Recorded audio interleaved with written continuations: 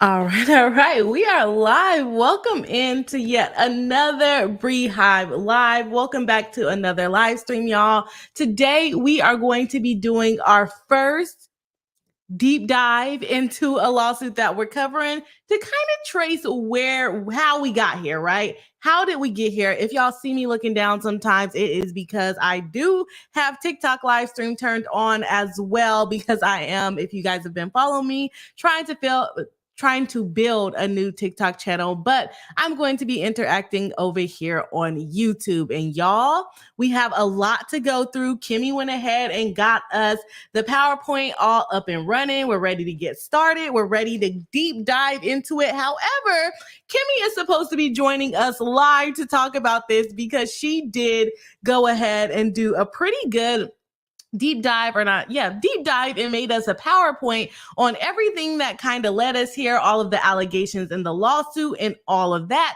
However, I know where some of the things originate from, but but at the same time, I don't know everything. So I do need Kimmy to come and join in here. She is a tad bit late today, but that is okay. If you guys are watching over on TikTok, I am live on YouTube. So that is why you see me looking up. And that is where my community is. So while we wait on Kimmy, we're going to get into some of the new filed lawsuit documents to go over. Remember, we talked about it. What was that, like a week or two ago?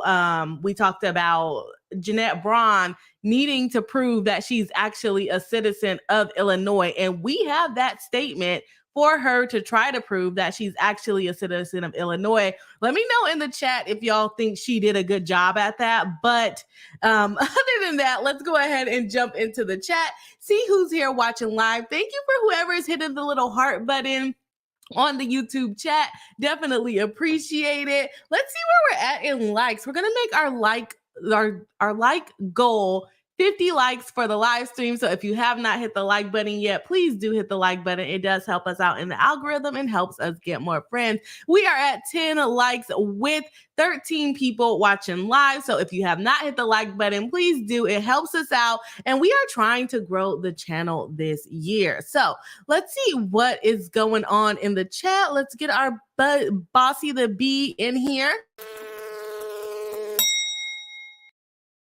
And I'm sorry, y'all. I'm all over the place. I'm trying to get my life together here. I got 2 video cameras going at once, and I got a lot of information to get through tonight. And I am just a little bit flustered right now, but that's okay. We're gonna hop right into it, and we're gonna get our lives together. So we have J. Michael RN, a member of the channel. Hello and welcome back to the live stream. Nice to see you tonight. Saying hi, friends. Katie, a fan, says hello all. Hello and welcome back to the live stream. Nice to see you again. We have Cardova 82 saying good evening to the Queen Bree and to the Bree Hive. Hello, welcome back. Love the new picture. Nice to have you back in the live stream tonight. We have Michaela Dawson. Nice to see you tonight, saying great evening, Bree Hive. Yes, it is going to be a great evening. We're going to get into the juicy deets of what's going on. So hopefully your night gets a little bit better. And y'all, I cannot believe, I used to always say this on live streams. Well, not always, but I can't believe it's already almost Friday. The week went by crazy. For those of you who are wondering how my trial actually went, it actually went pretty good. We got the settlement that could have been settled a couple of weeks ago. When I first sent it, I didn't make any changes. He could have signed the settlement, but whatever, we got it signed today, and now that case is all over. So celebration this weekend. I won't have to worry about that case anymore. So let's go back into saying hi to everyone in the chat over on YouTube. Tanya D saying hello, everyone. Our moderator and longest member of the channel. Welcome back into the live stream. Nice to see you tonight. Saying hello to everyone. Tanya D says thanks to everyone for hitting the like button on your way in. Yes, definitely appreciate it. And whoever has the chat going up with the hearts and the parties, I appreciate you. I appreciate you so much. I don't know who it is because I can't see who's doing it, but you are lighting it up. Or if it's multiple people, y'all are lighting it up, and I appreciate it for sure.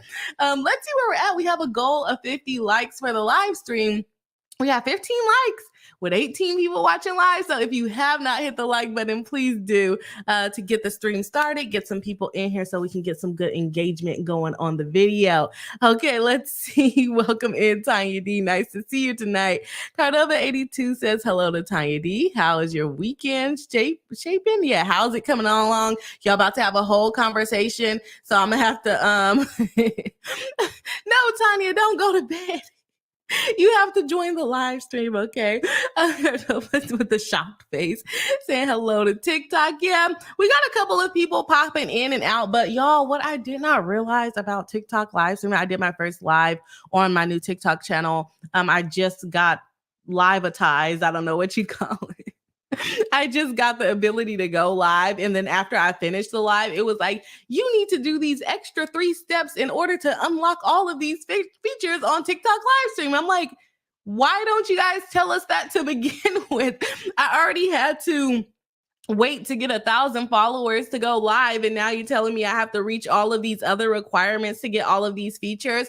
But you know what? It probably doesn't matter that much because I don't know how to use the features on TikTok live anyway. So we have another live stream going up so that I can get the little time in, check off another box of a live stream, and hopefully get some new followers on TikTok. The channel is doing pretty good over there, and we're doing pretty good over here on YouTube for those of you that care about my channel growth and my TikTok growth and all of the things. Tanya D saying hi to TikTok. Appreciate that. Hill to Hill with Tia J saying good evening, everyone. I'm new. Well, welcome in. We are happy to have you here. I'm sure the chat is going to give you a warm welcome, and hopefully it's a good show tonight. I'm a little all over the place, but I'm gonna get it together. I promise. I promise. Cardova saying welcome to the community, to Hill to Hill.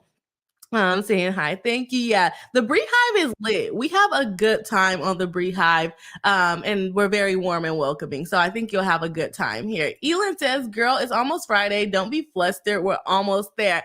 I've just been so flustered with trying to get this TikTok off the ground and then also YouTube and being consistent on both. So I'm gonna get my life together. I promise you I am. I have a weekend of doing nothing this weekend. So hopefully I can get my things in order and get ready for a strong week of content next week.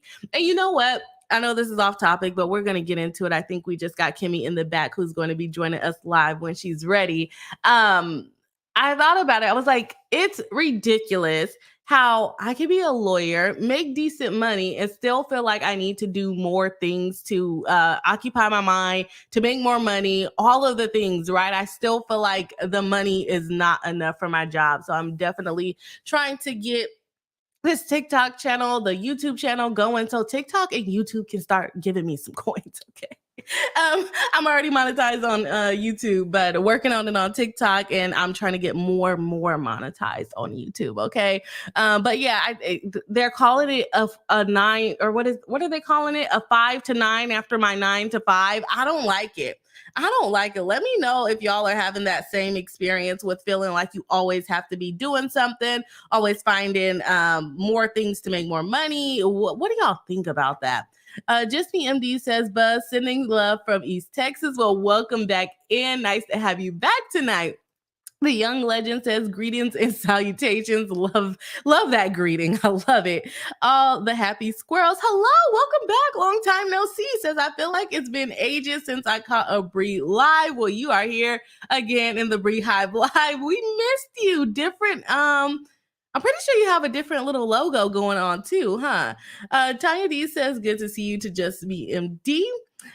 Saying hi to everyone. Happy squirrels. All right, everybody saying hi to each other. Love to see it. Glad to make it. Yes, we're happy to have you back, happy squirrels. Let's see here. We got some people popping in and out over on TikTok, so that's going well. Let's see. Good to be here in a Brie Hive live. Yes. JB Grayson, hello. Welcome into the live stream. Nice to see you tonight. Saying not me, just joining and watching the Lauren, what's the F Mortician? What does the F stand for? What does the F stand for? All the happy squirrel says, maybe it's been a minute. Tiny D says, I'm a social worker We always need a side hustle. We don't make that much. It sucks. Like, I don't understand why they make us go to school. Then we have all these loans. Well, at least I do. I have all these loans to pay back. And I feel like I always got to be doing something, right? Always doing something because I like to have fun. I don't want to just sit at home. So I got to make a little bit of extra coins, but it's definitely hard. And your girl be tired. And then keeping your house clean and all of the things, it's just too much. It's too much. And I want to be able to hire a maid, and I cannot afford to do that. Have you ever looked into the cost of hiring a maid? It's crazy. And the rich people make it seem like it's so easy to do. And I just don't understand it. Like, how come I cannot get to that point? Is that like trying to be too spoiled? I don't know. Jamie Grayson says the F stands for whatever you want. Love it. Just me MD say law talk from makes sense. All the happy squirrel says Tanya, same in public health. It should be illegal to pay us so low and make everything so expensive. And I actually have like a decent salary and I still feel like I need more. And my husband also has a decent salary, but I still feel like we are going to, like, if we miss one day of work, we're going to be living check to check. That's how I feel. It may not be that actual thing of what's going on, but that is how I feel. Hill to Hill says, Tanya, I'm a clinical social worker. I always feel like I need to make more money. Okay, we got some connections going on with the similar jobs going on. Love to see it. Welcome in. Erica, another member of the channel, welcome back to the live stream, saying, when I lived in a smaller town, it was so nice to having a cleaning person, but it was way more affordable. Yeah, it's like, if you want them to clean your whole house, they're like $300 each visit. And maybe that's not a lot, but to me that sounds like a lot. I'm like, I guess I'm just gonna spend 4 hours cleaning this. I wanted it done for like $100. And maybe I'm just out of touch. I don't know. I just thought it was way cheaper to get a cleaning person. Jamie Grayson says, her nonsense has been going on since August and I'm tired. LOL. Well, we're going to get right back into the nonsense. Kimmy, let me know when you're ready to come on. Tanya D agrees that it should be illegal for the social workers pay for any pay at this. I'm just like, why can't y'all pay us? Morgan says, I hired a lady to come deep clean my house. That was expensive, but after she came every 2 weeks to tidy up, and that is pretty reasonable. But I'm telling you, most worth it thing I've ever done, and that's what I want. I always said, like, if I get rich, I'm gonna hire a driver and a maid. Those are the 2 things that I want if I ever get rich.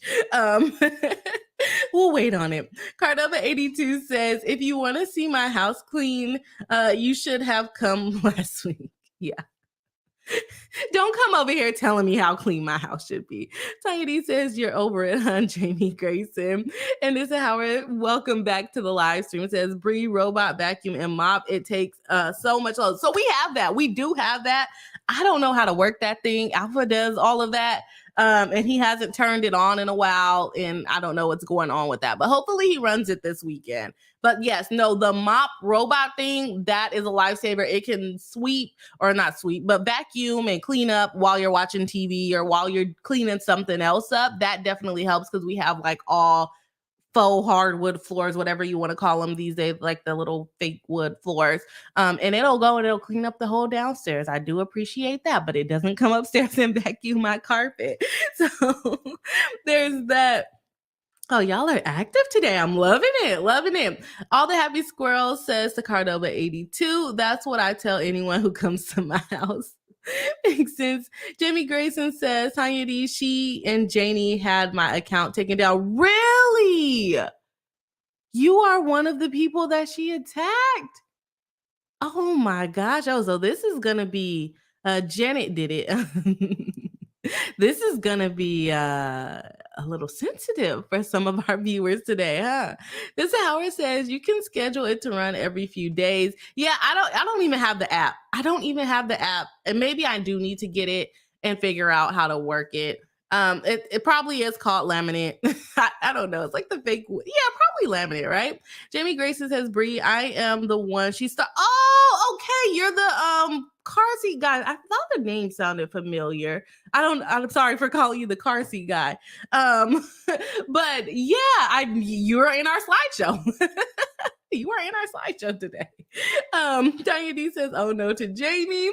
All the heavy scroll says, my kingdom for hard surface floors with these 3 cats. Yeah. Yeah. Oh yeah, because the cat hair will be trapped in the carpet. And Jamie says, the CPST, yes. Okay. Certified something. I don't know what it all stands for, but you are in our slideshow today. So welcome into the live stream. We appreciate you for coming in. And if you want to join the live stream, you are more than welcome to let me know. We can send you a link. I would love to hear your perspective on this thing. So let's go. A child passenger safety technician. Okay, that makes sense. That makes sense. And I was like, when I first started hearing about this, I'm like, he would know. Why is she trying to tell him about something? So yeah, we would love if you joined, if you want to join. Kimmy in the background. All right.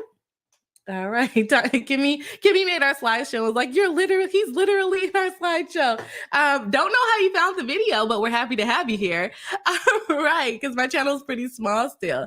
And Cardova82 said, welcome to Jamie Grayson. Welcome in. Yes, of course. All right, let's go ahead and jump into this nonsense.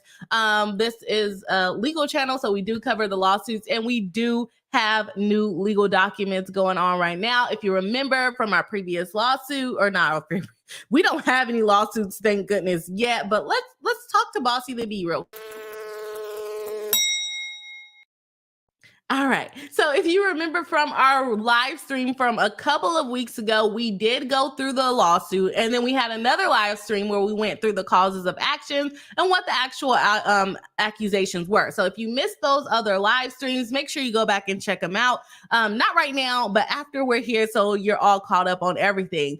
Kimmy was kind enough to go through the complaint and get all of the screenshots of the videos that they cited and all of the allegations that they cited that went with the videos that were the issues. So we're going to go through that. We're going to comment on this little thing a little bit more. It's kind of starting to die down, so I don't know how much more we're going to cover this. They did go ahead and respond to the court, who requested that they provide information as to why they are in an Illinois court.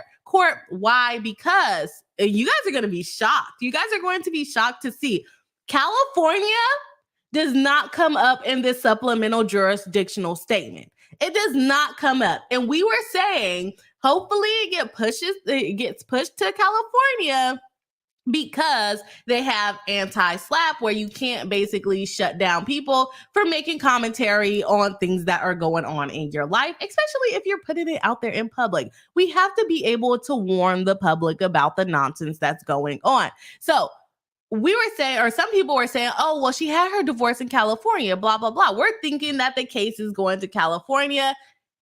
They did not mention California at all. And I don't know if we just messed it up, or some people just messed it up when they told us about California, but California is not mentioned here at all. Go ahead and drop in the chat, what state do you think Jeanette Braun is living in part-time? If you haven't seen the jurisdictional statement, don't mess it up for other people.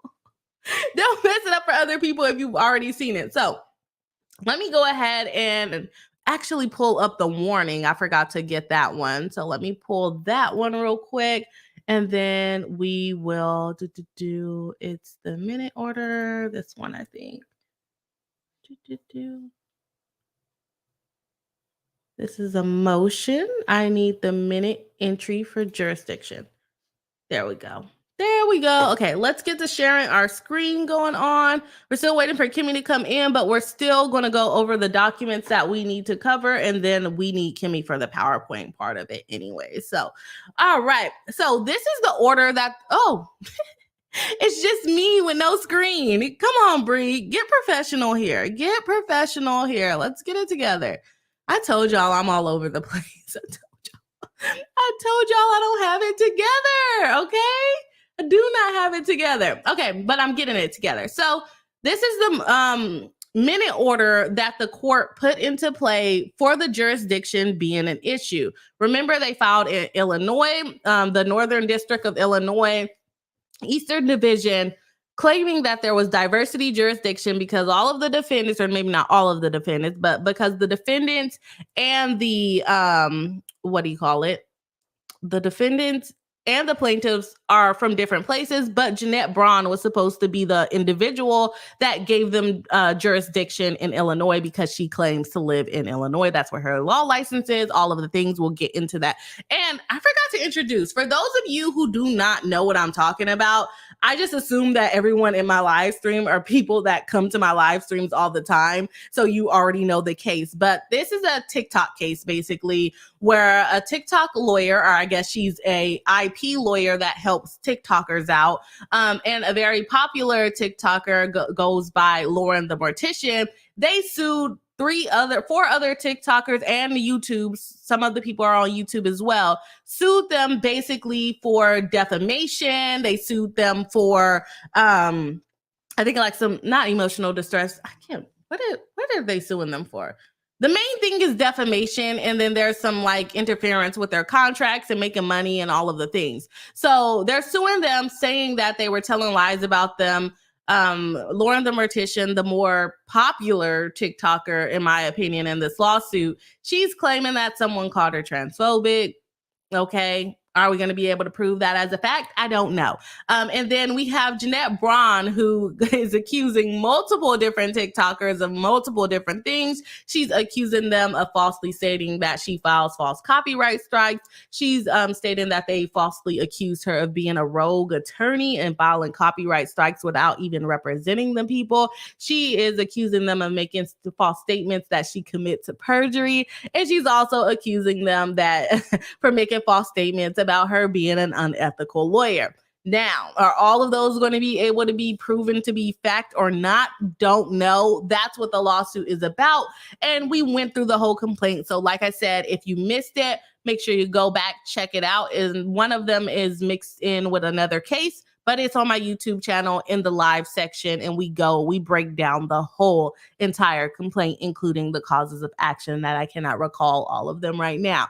And so while we were doing the second live stream, we learned that the court ordered Jeanette and Lauren the Mortician to basically explain to the court why they are in their court. Why are you here in Illinois when no one lives here? In the complaint, Jeanette says that she lives part-time in Illinois, and Illinois court is like, that's not enough. Part-time living residence is not enough. So let's go ahead and go through that minute order of the court demanding that Jeanette and Lauren explain why they are in their courtroom. Like, why are you here? Why are we here? Okay, so this is the docket entry. This is a minute entry before the Honorable Mary Rowland in light of plaintiff's invocation of diversity jurisdiction as the basis for federal jurisdiction on or before January 31, 2024, which was yesterday. So I'm guessing they got it filed right on time because we just got that entry in.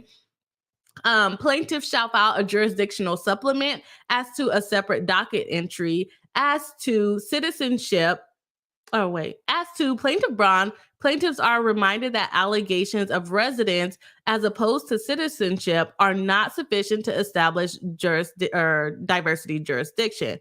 For individuals, citizenship means domicile, the person's long-term plan for a state of habitation rather than just current residence. Okay, so remember, she said she lives part-time in Illinois. She didn't say that was her domicile. She doesn't say that is where she has citizenship, any of that. They're saying, what is your long-term plan?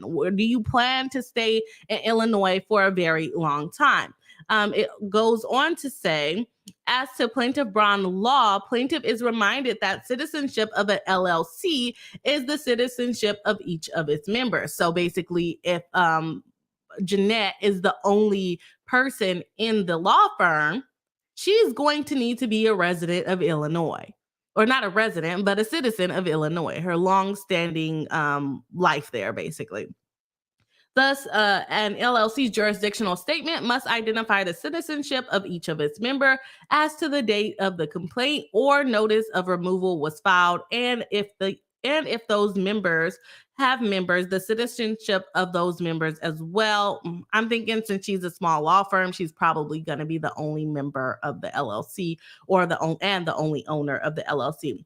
As to defendants Rebecca Day, Nee Box, Casey, and Martin, plaintiffs are reminded that allegations of citizenship based on information and belief are insufficient to establish diversity jurisdiction in the Seventh Circuit. They cite the case. As for defendant Vasquez, plaintiffs are reminded that allegations of negative citizenship or citizenship of another state different from plaintiffs are insufficient. Remember, Vasquez is the one that they say we don't want to air out where she lives because she has like some type of domestic violence issue going on that they do not want to subject her to. Luckily, they were actually nice about that. And I see you guys' chats coming in. Kimmy is preoccupied right now, so I may have to go through and try to sort which ones are related to the stream at this point. Okay, so we did Vasquez. You have to tell us where she's from. Additionally, plaintiffs allege that defendant Vasquez is victim of certain crimes, and out of respect for her privacy, plaintiffs request to not directly plead Ms. Vasquez's current state of residence as a, what do you call it? Spoiler, they tell us what state she's in the document that they filed. As mentioned, allegations of residence as opposed to citizenship are not sufficient to establish diversity jurisdiction. Plaintiffs should file a motion for leave to file under seal any portions of the jurisdictional supplement pursuant to the local rule. Plaintiffs may seek leave to file a motion to conduct limited jurisdictional discovery. Joint initial status report remains due on or before February 28th, 2024. So basically, they are saying that they can file the where Vasquez lives under seal. The court has given them permission to do it, but they turn around. Spoiler alert, they turn around and they don't put it under seal. Kimmy, can you give me an ETA when you are going to be ready to come onto the chat? Because I am going to move on to the jurisdictional statement that was recently filed for the chat to look at. And then I'll probably go into some chats and then we'll get into the PowerPoint to go over everything that has happened in this case so far. So where did I put it? Okay, there it is. Let's make that bigger for us. All right, welcome to the people watching on TikTok. If you see me looking up and all of the things, I am also on YouTube. Let's check out the like status. We have a goal of 50 likes. We are at 24 likes with 35 people watching live. So if you have not hit the like button, please do. It helps us get more friends. And you guys know people are really into this topic. So let us know, or let them know that we are here covering the topic again and see if they want to come join us live as well. So boom, let me fix that over there. Let's go ahead and jump into the jurisdictional statement. This is what Attorney Braun and Lauren the Mortician were ordered to enter into to let the court know, where are you people from? You are claiming diversity jurisdiction and you didn't even let us know where you're from. You're just saying you live in this state. You have been to the state. You flew across the state. We need to know where you are a citizen of, right? What state are you an actual citizen of? All right, let me check this. All right. Okay, so we have the supplemental jurisdiction statement pursuant to the court's docket entry on January 17th. Jeanette Braun, Braun IP Law LLC, and Lauren Probson, collectively plaintiffs, allege as follow. Plaintiff Jeanette Braun and Braun IP Law LLC. Well, let me see. I asked y'all to tell me what state y'all think, and then I looked away from the chat. So let me actually see if anyone said what state they think that she's talking about. Okay, I don't see the state. I'm still seeing California. Okay, no one guessed the state. If I missed it, make sure to just drop it in the chat again. But I'm not seeing that someone named the state. So I'm gonna go ahead and come back to it and let's go through it. They talk about Attorney Braun for a little bit. So, all right, so we have plaintiff Jeanette Braun is a citizen and resident of Illinois. Plaintiff is also licensed a licensed attorney. Why? Plaintiff is also licensed attorney. Who wrote this? I'm like, I know I'm skipping over and stumbling over my words today because my brain is flustered right now, but they can't write. Okay. Plaintiff is also a licensed attorney in Illinois, where she operates Braun IP Law LLC, a law firm organized under the laws of the state of Illinois with a contact address of blacked out so that we don't dox her. Now, one thing that we have to point out about IP law is that it is federal. Like, of course, the business part is by state if you're doing contracts and if you're entering into agreements and if you're establishing LLCs, blah, blah, blah, you are in that state. But when we are talking about IP law, that is federal. IP, intellectual property, that's going to include copyright strikes, right? Not necessarily copyright strikes, but it's copyright, and it's mainly copyright and trademark. And that's going to be federal. You can literally operate that type of business anywhere. When I was doing my trademark stuff, I was doing it. I had clients in multiple different states because you are allowed to do that. And I'm just turning on my Wi-Fi on my phone because I didn't know my Wi-Fi was not on. So that was interesting to find out.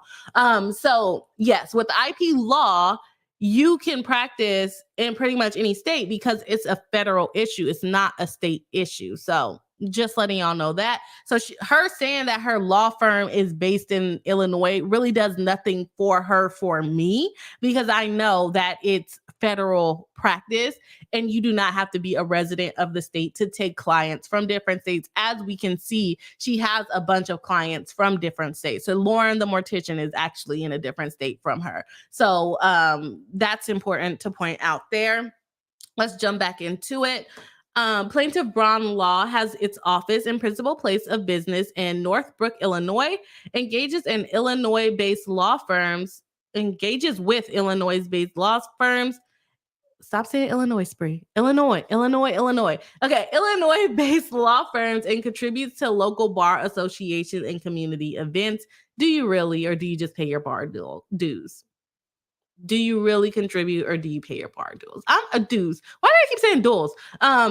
I'm thinking she pays her bar dues. Dues. Why am I saying dues? Plaintiff Jeanette Braun, despite maintaining seasonal residency in South Carolina. So not California like we originally thought. So I'm like, did someone mix it up and just in California, but it was really Carolina that they got confused? I don't know. I thought she was living in LA in California. So let me know if anybody has fact checked that in the facts. Let me know if y'all fact check that. But apparently she was living in South Carolina, not California. I don't know if South Carolina has anti-SLAPP. I don't know. She's a resident. She has seasonal residency in South Carolina and is domiciled, trying to fix her statements, domiciled in Illinois, where she has substantial professional and personal connections, including a residence in Cook County. Her substantial business operations, professional licensure, and active participation in the Illinois legal community are centered in Illinois. While plaintiff Jeanette Braun does own property and spends part of the year in South Carolina, her primary and long-standing economic, familial, and professional ties remain in Illinois, evidenced by her Illinois-based medical care providers, accountant, and legal and business advisors. Let me know in the chat if y'all believe her. Do y'all think that she is more of a resident of Illinois or South Carolina and she's trying to make it sound good? Because to me, it sounds like she moved from Illinois to South Carolina, but she just kind of maintains a house in Illinois and her business is in Illinois, and she just hasn't transferred her license over yet. That's my opinion. Let me know what y'all think in the chat. Let me know what you think in the chat.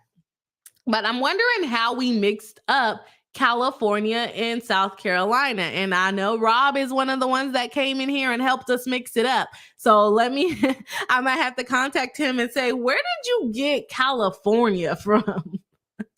Where did we get that from? Okay. Plaintiff Braun's participation in community and professional activities, as well as her connections to clients, employees, and colleagues, primarily relate to and impact the Illinois area, where her reputation and business are most established. No, you are trying to be established on the internet. On the TikTok lawyer, ma'am. You are a TikTok lawyer at this point. But yes, you can practice. You can have a specific state practice, but help people in different states when you are talking about federal law. And that is what Jeanette does. Her firm is literally called IP Law, Intellectual Property Law, generally dealing with copyright strikes, whether they be false or not, allegedly, and trademark majority of the time is what you're going to be dealing with IP. You can also do patents, but you need like special licensing to do that. So I don't know if she has that special licensing or not. I haven't seen anything about it. Okay, so Lauren Propson is a citizen of the state of Wisconsin. So there we have it. Defendant Rebecca Day Niebox is a citizen of and resident of the state of Missouri. Casey, the operator and owner of the social media account Caffeinated Kitty. So have they not figured out her name? I mean, I guess that's why it's blanked out, but why is it blanked out? Is a citizen and resident of the state of Georgia. Defendant Jessica Vasquez, somebody told me I was saying it wrong last time, so I hope I'm not screwing it up more right now. Is a citizen and resident of the state of Georgia, so she tells her state. And the defendant Lily Martin is a citizen and resident of the state of California. So I don't know where we got the idea that she had a divorce in California. Maybe she's just trying to play games here, but South Carolina is out of left field. Where's her house? Is she lying to us? Did she mean South California? I don't know, but she did put South Carolina and she seasonally lives there. So let me go ahead and jump into the chat to see what the folks are saying. I am way behind in the chat, so I'm gonna try to scroll up, but I'm gonna have to skip around a little bit. I know Bree Hive, we're usually reading like all of the chats and going through everything and making sure everyone is heard.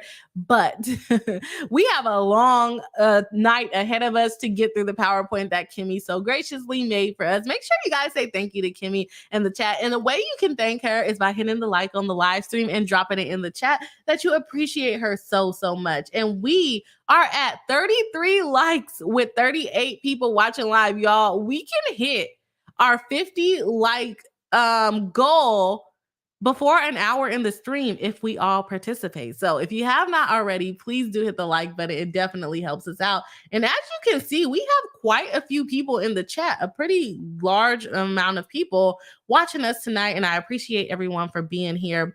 Let me go ahead and get our pet B and scroll up so we can... Let's go. I said, Bossy said, buzz, Jeanette Braun. Okay, I'm just trying to go to where we left off in the comments, but shoot, I'm like 20 minutes behind in comments. So let's see, where we at? Okay, I think we got that. Okay. Morgan, hello and welcome into the live stream. Says Jeanette is truly the most unhinged of the unhinged. I was very surprised to find out that she had majority of the complaints in the lawsuit. I thought most of the complaints was going to come from Lauren the Mortician, but a lot of the complaints are actually from Jeanette Braun. That shocked me. Just Me MD says, big welcome to Jamie Grayson. This should be interesting. Yes, it should. All the happy girl says, I don't know anything about these people or this case, except that lots of folks have made videos about them, so it must be a mess. And you know it's a mess. You know, we come a little bit with the mess, or not the mess. We come a little bit with the legal and a lot of with the tea. And that's what we're covering tonight. So you'll learn about it. Tiny D, thanks for dropping the bees that StreamYard so graciously does not show. Cardova 82 said unhinged. The unhinged call, they say you need to apologize for comparison. So Cardova 82 thinks that Jeanette is beyond the unhinged. Don't get me striked, y'all. We're just covering a lawsuit and how we got here, okay? Small says, yay, PowerPoint, hashtag nerds unite. I know you threatened me with a PowerPoint on Janet Jackson, okay? Small says, oops, wrong channel, BRB. No, you are good. Be on whatever channel you appreciate more or whatever channel you want to be on, okay? I'm still going to call you hella swanky regardless of what channel you're on. Just Me MD says, thank you to Kimmy. We love visual aids. Yes, we do. And she did a great job. Tanya D says, Smalls is in the building. Yes. Oh, I forgot to say, Smalls, moderator, member of the channel. Welcome back. Multiple channels popping in and out of our chat. We appreciate her. Let's see. Phoenix Fire saying good evening. Hello and welcome back into the live stream.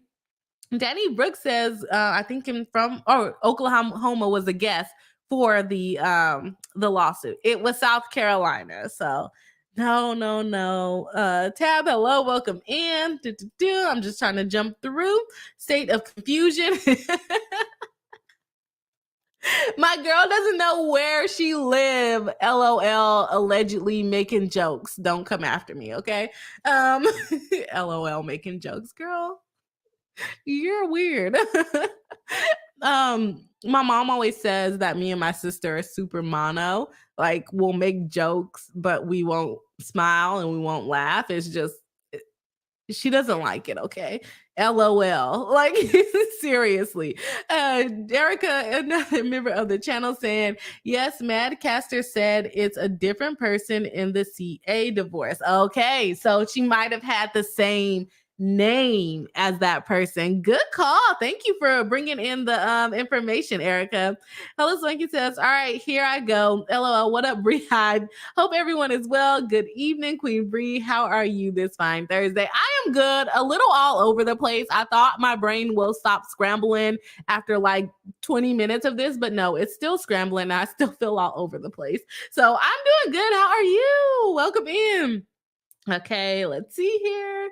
Everybody saying hi to everybody. Tab says, Ian Runkle said he made a mistake. Okay. Ian Runkle said he made a mistake. Was same name in CA. She is in California. He posted a video today too. Her attorney may have accidentally doxed KC.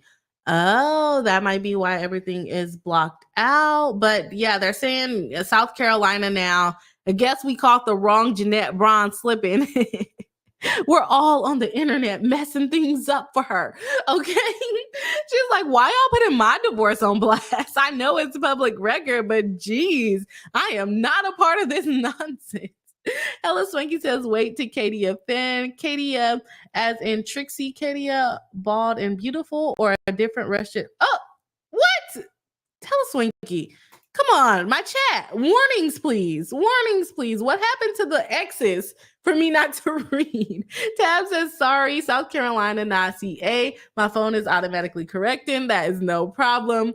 Hello, Swanky says to Carba82. Yay, you're back in chat tonight. Always enjoy kikiing with you. How are you? How's your week? All right. I don't know what y'all talking about a gymnast. Okay. With the name. Let's see here. Just jump into the chat. Hello, Swanky, reminding us how to become an official member of the Bree Hive. Make sure you click the link and also finesse the algorithm. Let's see where we're at with the likes. Let's see where we are. We're at 40 likes with 44 people watching live. We can hit our goal. We can hit our goal quickly, guys. Our goal is 50 likes for the live stream. So if you have not hit the like button, please do. It helps us out a lot. Y'all are having a whole conversation. We need the X's coming back in. Okay, Alyssa Brown, hello, welcome into the live stream, saying Jessie made a video of her moving to Georgia. It wasn't a secret. Jessie, the girl that they said they were trying to block her residence. I think they were trying to kind of shame her and like, oh yeah, I am a victim, which is messed up. That's messed up if they did that. Just Me MD says, doing well, was looking forward to tonight's stream. Well, we're happy to have you here tonight. Trying to find it. Ashley Daly, hello, welcome into the live stream, saying Madcaster said Jeanette is actually in South Carolina. Yes, so you got it right. I missed your chat earlier, but you got it right. You got it right. She is in South Carolina. Hello, Swanky says okay, y'all are talking. We're talking. Let's jump through. Tiny is like, Bree always finds the typos. The reason why I find it is because I stress so much when I do stumble over my words in the live stream. And I'm like, okay, that one's not me. That's just poorly written. Because I do like stumble. It's normal. We're live. We mess up, trying to talk fast, getting too excited, everything. But when I see something wrong in the actual document, I'm like, okay, that one wasn't me. That one was not me. So I'm going to call them out because they tried to call me out, trying to make it seem like I can't read. And I can read. Okay? Della Swinky says, hi, Yadi, child. I can so relate. I'm sleepy tired. Oh, y'all are talking. Alyssa Brown, Carlton, right? That's how you say that, right? Why is the E in there? Carlton? How do you say that? Is it Carlton? I'm just calling you Carlton, like you're from the Fresh Prince of Bel-Air. I don't know. Am I wrong? Watched Runkle of the Baileys reading of these new Fallons. I can't wait to see what the girlies file. I can't wait to see what happens next too. But she's in South Carolina, so we're probably I don't know if they have anti-slap. Jamie Grayson said, Bree, fix that Wi-Fi. LOL. I got it going on. I think it's working now. Thank you. Equality says, hi, Bree. Hi, Chet. Ashley Daly. Hi, Equala. Sorry, I'm flustered tonight. I'm sorry for not saying hi back. Hello. Welcome into the live stream. Ashley Daly says, and apparently the law firm in Illinois is just a UPS box. No way. You have got to be kidding me. And like I said, it's an IP firm. You can really practice it. When I did my IP firm, I had like a post office box too, y'all, because I didn't have a legitimate office for a long time. So that does not surprise me, especially if she started this when she got on TikTok and was like, oh, I can make money if I make TikToks. Maybe. Oh, man. Oh, my gosh.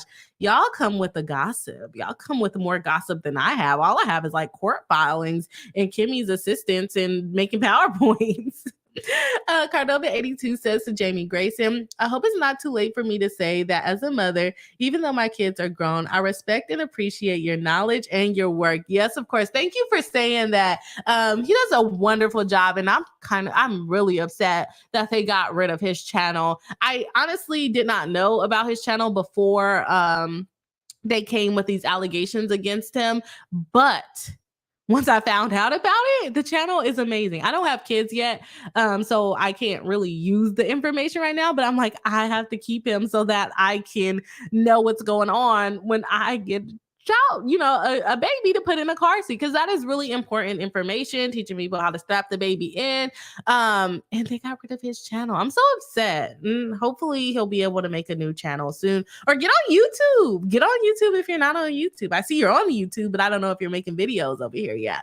Erica says Madcaster did it someone else in TA.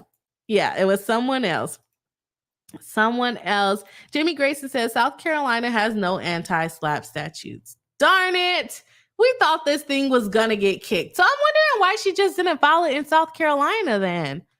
I don't know.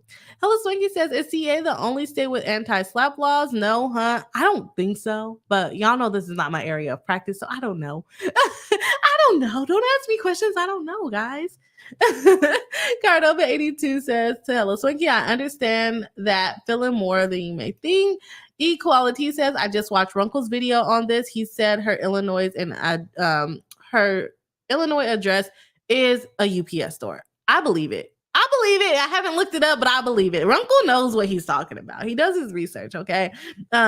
Ashley Daly says, it was thought to be California because it was the wrong Jeanette Braun. Jeanette. Jamie Grayson says, we have anti-slap in Colorado. Several states do. Okay, yes, thank you for the information, because I'm not afraid to say when I don't know the answer. Alyssa Brown, Carlton said, is it Carlton? Oh gosh. The lawyer they're using is a former classmate of hers. Doesn't seem like they practice this kind of law. And why does that not surprise me? That is your friend. Tab says the mix-up was from Uncle. He clarifies in a video he posted today. Oh, that's good. That's good. Danny Brick says it's pronounced Vasquez.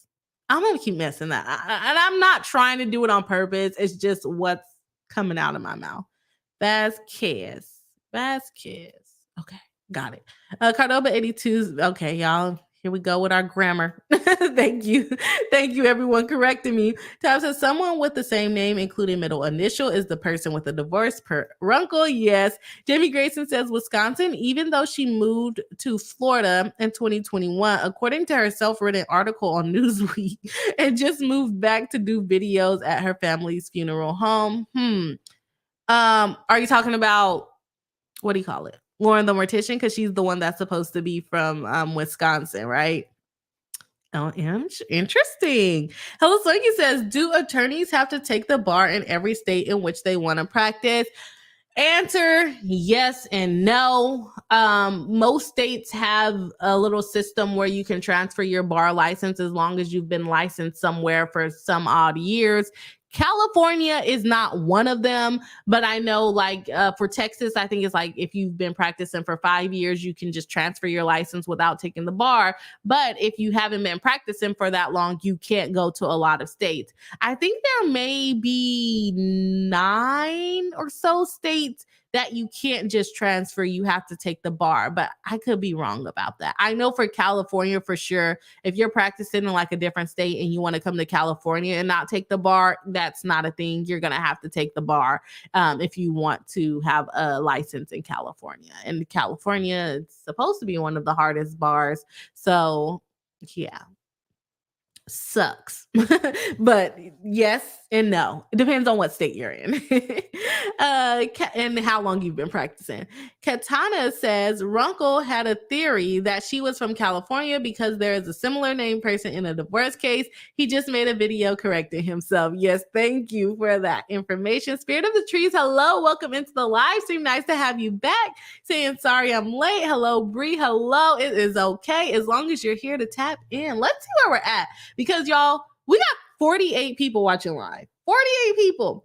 We are at 46 likes. And I know there are some people here that have not hit the like button. So if you have not already hit the like button, we can make it to our stream goal of 50 likes and probably set a new like at 75 because we're almost there and we have a lot more to go through. Go ahead and hit the like button. It helps us out. And I do see you back there, Kimmy. Sorry, my mic was blocking. Are you ready? Okay, let's bring Kimmy in. I'm gonna finish up the comments and then we're gonna jump into the what is it called? PowerPoint. Hello, welcome in.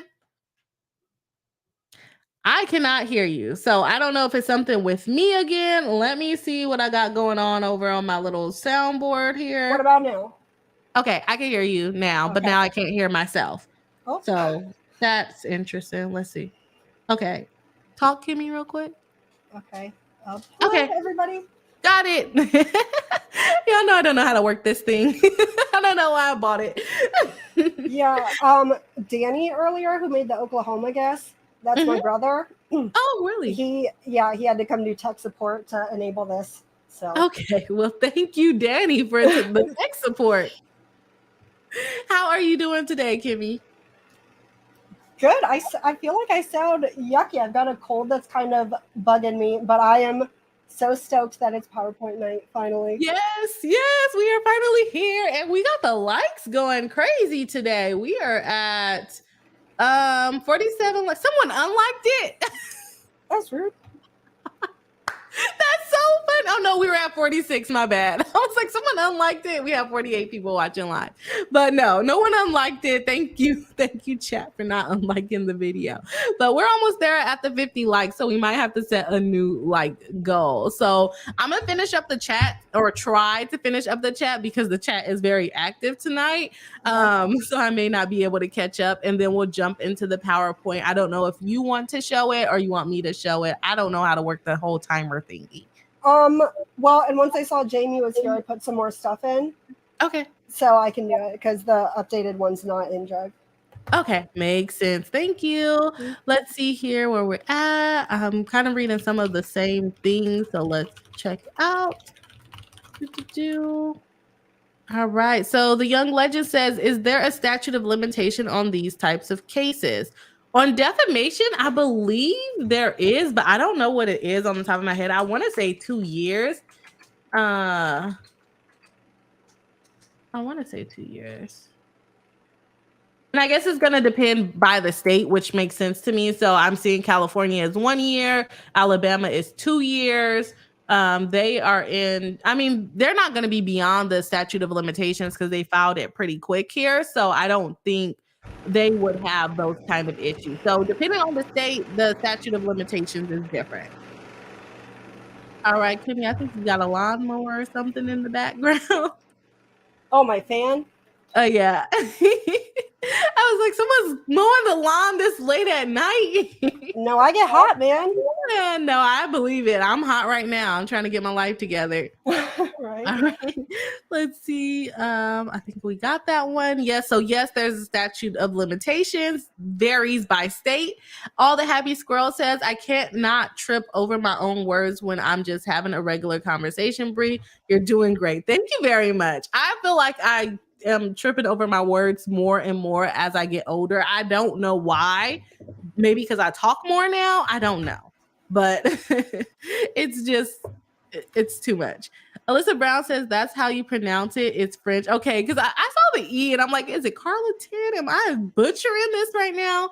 Jamie Grayson says it's not. It's a UPS store next door to a Panera. Yes. So the UPS store, they have like PO boxes basically. So that's what she's probably using. It's probably a PO box, a UPS store box.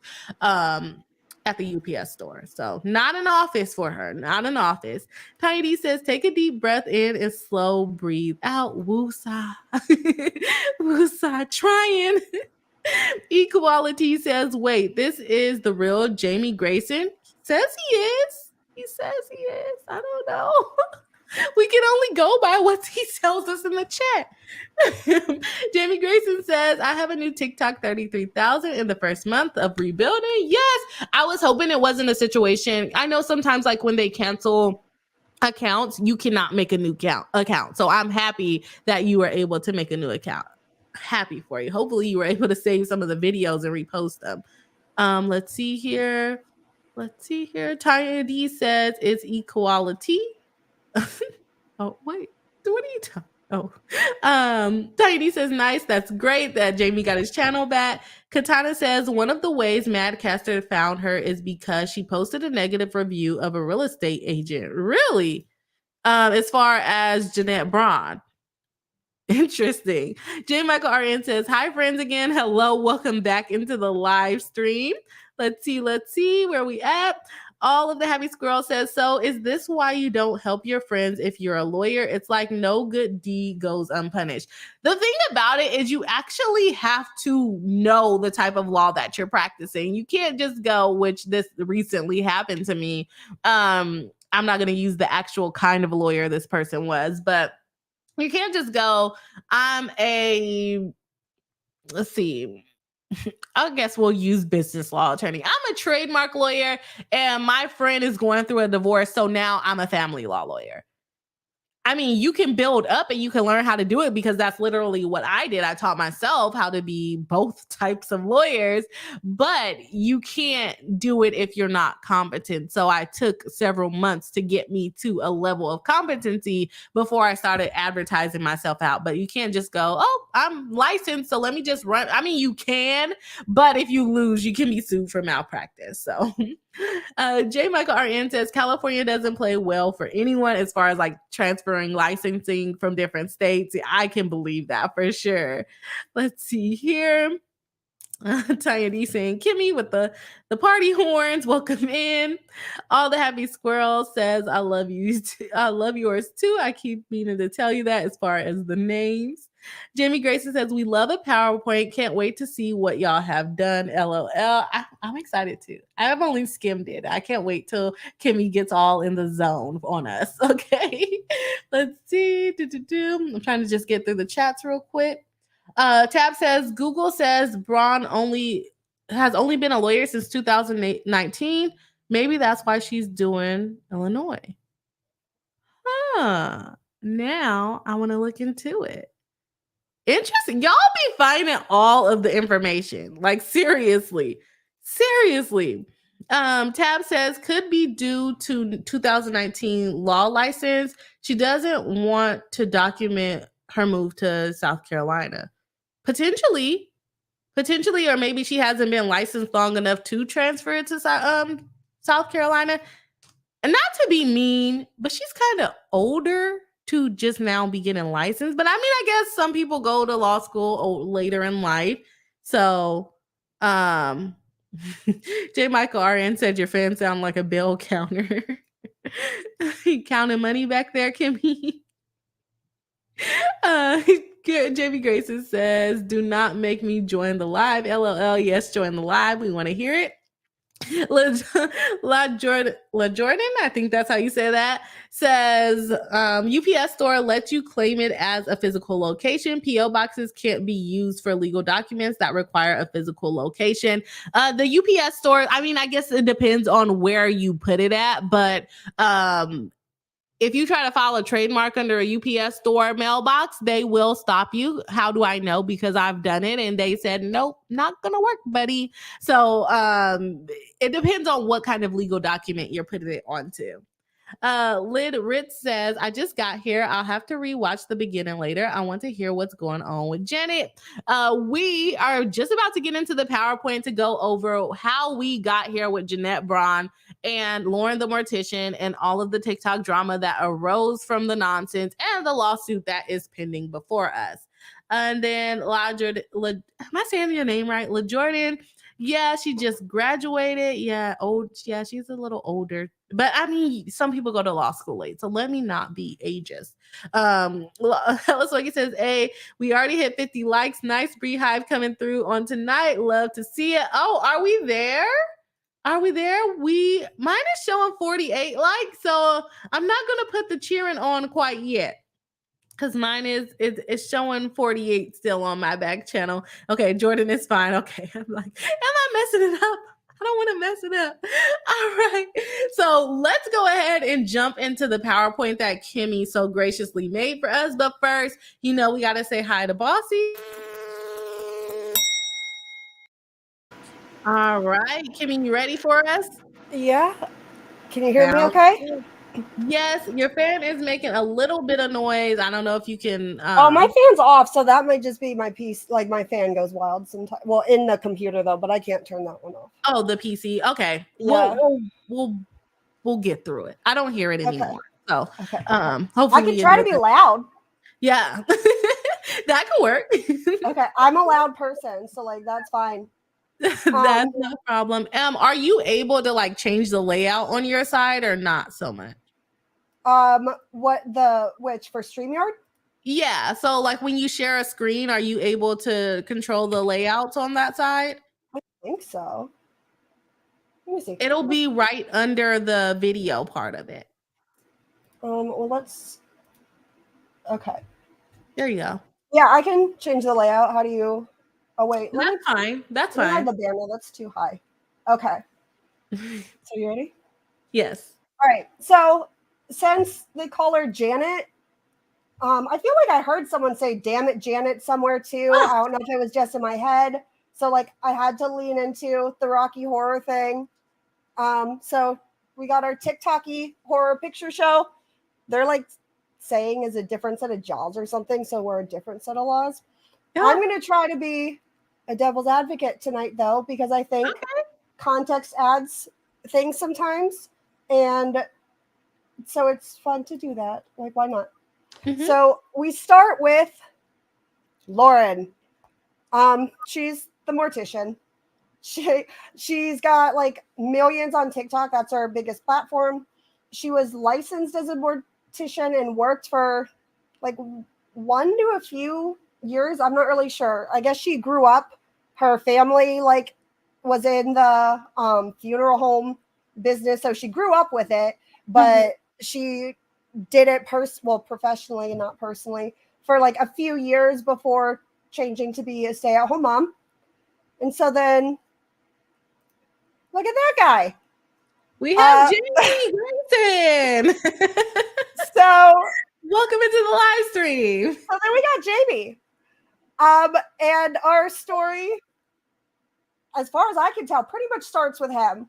Because the CPSC stands for Child Passenger Safety Technician. Mm-hmm.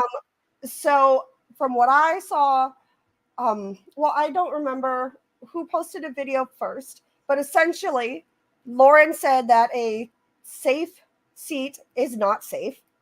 Jamie corrected her and said, hey, it is like, and it didn't go well. As long as you install it right, yeah. Yeah, so because Jamie, he's been in the child protection industry. I've got his bio. It says that like he's one of the most well-respected experts in baby gear. Like Reddit loved him. Everywhere I saw, thought he was cool. But Lauren had opinions. Which is crazy. I want to make a comment. I saw in his bio it said for 20 years, but he looks so young. So that's crazy to me. Yeah. So she said, like in this little screenshot on the right, honest Q, would you take baby product advice from a man who has no children, has 12 to 15 strollers inside their living room, also attempts to give baby wearing / baby carrier product recommendations or child seat recs and high chair recommendations to actual mothers? Just wondering, hypothetically and all, because do you want to bleep me or do I just say it? Oh gosh. Well, Lauren sure the F wouldn't. Shoot, there you go. Especially when they link these products conveniently in their bio for you to purchase, so they make commissions and gain financially from that. Never having used a product with a physical baby on a day-to-day basis? Nah, me neither. Just checking. So, I love the animation and the reading of that. I mean, you can't I'm sure she said it with the best, purest intentions. I mean, she's a mother who knows everything. Like, if you have a child, then like anyone who's like studied, trained, learned, trash. Like, we should give her the respect she deserves. Right. And so that was the start of everything, which to me, it doesn't make sense. I don't know if you're going to get further into this with the new slides that you added in. It doesn't make sense. He's professionally trained. She's a mortician. That does not make her a professional in what seats are safe. Now, could she have witnessed someone, passing away from a car seat similar to that? Sure. Could she have looked it up and researched it and seen a child passed away from the car seat like that? Sure. But it doesn't give you the right to tell an expert that they're wrong. Right. So that's where this all kind of fueled from. Yeah. And I mean, I get that anecdotes can stick out in a person's mind pretty strong, but like the plural of anecdote is not data. That's not how that works. So you still got to defer to the experts. I actually have. And just because you wouldn't use it doesn't mean it's not safe. Right. And if you're saying something like that, then parents who have children in a car seat that they think are safe, like what if they go try to adjust the car seat because what is safe, they suddenly think is not, and then they do something unsafe. And so it's, she mentioned she was going to get certified because Jamie's double certified up in Runkleland and down here in the US. Like he knows what he's Canada. Yeah. So if my sound cooperates, the video should play. Can you hear it? I cannot hear it, but let me see. I might have something else I need to play. Try it again. I can't hear it, chat. Let me know if you can hear it. Try to think. Yeah, y'all know I don't know how to work this. I can call tech support. Let me know in the chat if you guys can hear it. I don't see any chats coming in letting me know that they can hear it. Ashley said no. Yeah, so they can't hear it. Because I think I would be able to hear it. Okay, let me if this thing is on. Well, because I have the sound through here instead of my mic, so it makes sense you wouldn't be able to. That's gonna obliterate our PowerPoint if we don't have sound. Okay, so basically, I think I know what you have to do. When you share the screen, you have to share. It's in the share section. So unshare it. Let me try to walk us through it. Sorry, technical difficulties while live. It's okay. It happens. So let's try sharing. Okay, so share screen, and then if you go on the tab that says, I don't know if it's entire screen. Oh, do I have to put it in Drive or something to do it? I was just doing the window. Is that the difference? Or the program? Is that the difference? Yes. Are you able to get it like online? Because I have like one that says Microsoft Edge tab, and then I can click a button that says also share audio. There should be another way to do it. Well, I do too. I was just doing for the window instead of... Yeah. If there's one that says share audio, then click that one. Make sure that's toggled on, I mean. Yeah, to share audio, share a... What does that say? Share a screen instead. Okay, so then let me see. Okay, so then... I still can't hear it. Can you hear it? I mean, I can. Oh, go back. We're not done. I can call tech support if you want. Dan? Yeah. Do you have a soundboard or something? No. Okay. Yeah, then I don't know. I don't know how to work it. Okay, hang on. I'll put it in the Drive. I thought about that would have been smart to do that preemptively. Give me a second. Oh no, I put my notes in. No, that's fine. I have my notes still. Okay. Can I control your screen when you have... Can I control your screen when you have it or no? Oh, I can't hear you now. Oh no. Can you hear me? Okay, yeah. Oh boy. Difficulty stream. Oh, I'm stressed. Okay. If I share it, I can probably share it actually, and then let's see if it. Well, plays. I can. Well, you don't. I don't have the new one. Yeah, I'm gonna put it in Drive and then see if I can either. I'm gonna be real mad if it messes my fonts up, but we'll see. Okay. Let me see here. Uh-oh, I lost my comments. Where'd they go? Okay, let me just jump back here. Just because, I think that's how you say that. Just BKZ. I'm going to say just because. Says the active registration has an actual street address. As far as her law firm, I think that's what you're talking about. Just because says what drives me nuts is the UPS box is from a registration from an Illinois LLC that converted out. Interesting. Jamie Grayson says, yes, that's me with iced tea and a parrot. Yeah.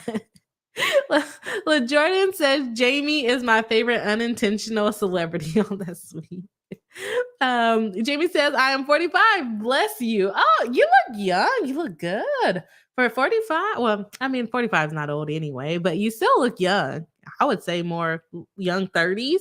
Hello Slinky says, haha, not the choreographed expletives. The curse words. Didn't work when I pressed it because I couldn't hear it because I don't know how to work all the settings on my soundboard. So let me know if y'all can hear my little beep that went through. Let's see here. Ashley says, love Kimmy's sarcasm. Jamie Grayson says, it actually all started from me responding to her fan, not even her. Oh, okay. Yes. Coming with the facts for us. I didn't know it was to a fan. I do remember the response video. J. Michael RN says, why the gender bias? There are so many women who are not parents who review child-centric items. Who is to say he doesn't watch his nephews and nieces? And he's certified in the area. That's the thing. You can, I think someone came out and said, well, you don't ask your pediatrician if they have kids. We don't know if our pediatrician has kids. We just look at their credentials and we just kind of have to believe them at that point, right? So why are we now questioning him? She's just mad because someone called her out, in my opinion. Helsinki says Runkleland. Yeah, it was Runkleland. No, you guys couldn't hear the sound. We're trying to get that fixed. This is live. This is what happens when you live stream. What does Emily say? We are professionals. We're professionals. Here. Yeah. Okay, you back, Kimmy. The universe just... Oh, I turned my camera back on to be careful. The universe just does not want me to have my PowerPoint time, and I am not into it. Because I tried uploading it to see if I could just do it through Chrome, and now it wants me to download it because the file's too big to preview. That is so rude. It's in Drive. Earlier. It did that to me earlier too. But it's in Drive, you said? Let me see. Yeah, it's the BAB one. Okay. Drive. That's what? You want me to see if I can get this outline? Well, I'm gonna try to open it in Chrome.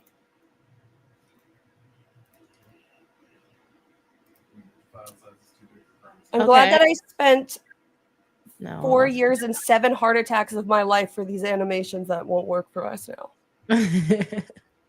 We appreciate the effort and the time and the energy, but it's letting me download it, so I may be able just to share it with. Oh no, it says I have network issues. Are you serious? What's going on? What is happening? It downloaded the first one fine. Please do not say network issues. Okay. Okay, yeah, got it. So we have the new one, enable editing, and then we're going to start. Why is it tiny? Oh my goodness. Well, I successfully uploaded it and then downloaded it, and now it's on my desktop again. So that's fantastic. Okay. Mine lets me share the screen, but I don't know how we're going to do this. We might have to skip the videos for now and just kind of.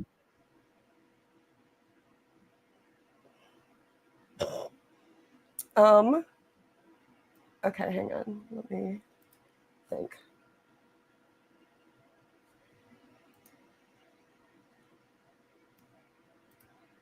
Okay, launch slideshow. Okay, it let me launch the slideshow. Okay, what is this? Yeah, I'm trying to do. Okay, where are you guys at? I have lost. Please choose a smaller file. Okay, I can just split it then if it wants to be like that. Like that's easy enough. Okay. I have it. Let's see if it shares the sound for me. Mm-hmm. And then if not, we can try to figure out something else. Entire screen. Let's share this screen. Also share system audio. Share. You know, and I thought about making a joke about like technical difficulties in the community post, but then I was like, nah, we're good. How is it captioning what you're saying? What? At the bottom of the screen, at the bottom of the TikTok-y thing. It's picking up everything that we're saying. I mean, PowerPoint does that. I didn't think I had that turned on. Oh gosh, I don't know what's happening. Okay, this was the one that had a video. So let's see if they pretty much all have videos. Okay. I was trying to click on stuff earlier, but I didn't notice this little play button. So yeah. Okay. Okay. Can y'all hear that? I want to address this. Okay, let me make sure the chat can hear it. Let me know in the chat if y'all are able to hear that now. We look at us, tech support. Yes. Okay. Wait, they can hear it? Oh wait. Yes. It works a little echoey, but is it bearable? We just need to know if it's bearable at this time. Live caption can be turned off. Also, let's see. Yeah, I know that's a setting in PowerPoint. I didn't think I had it on for it though. Okay. I don't know how to make it not echo. So if it's like unbearable, let me know. And then I don't know what we're going to do if we do that. And then I don't know how to turn the caption off. Is it because is that bothering anyone?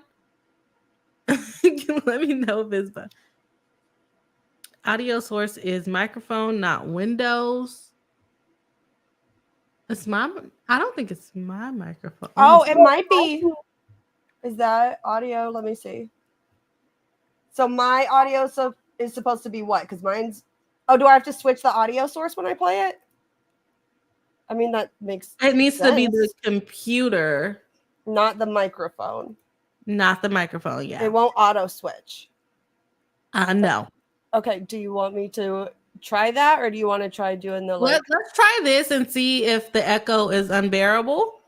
They're saying mute myself while it plays. Okay, so let's mute. To address this, and this is in no way a hate Lauren the Mortician post. I follow her, we follow each other, we are mutuals. I like her content.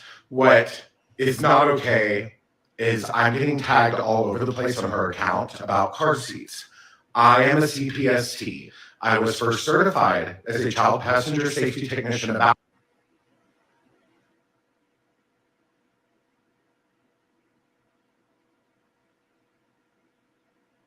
10 years ago, and I am now dual certified as a CPST in America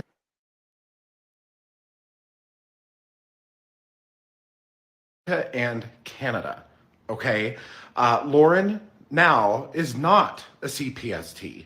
She's found out today she's going to go through the class. Great, we need more. We need more. She's intelligent. We need more people who care about this.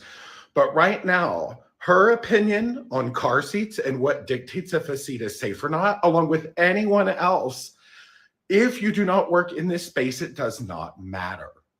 That's full stop. That's it. There's all car seats that are legal and regulated that are on the market are safe when used correctly. Okay? So these videos about the revolving seats not being safe, no, they're fine. They're fine when they're used correctly.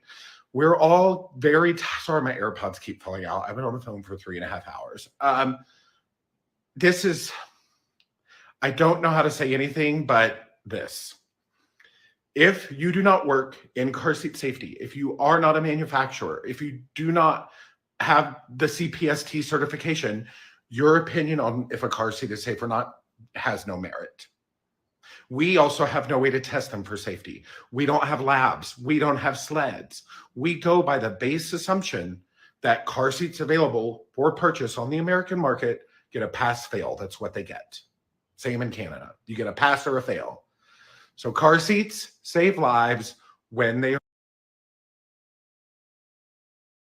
are used correctly. So I can't. Like, she's going to be a great tech. Wonderful. Again, we need more.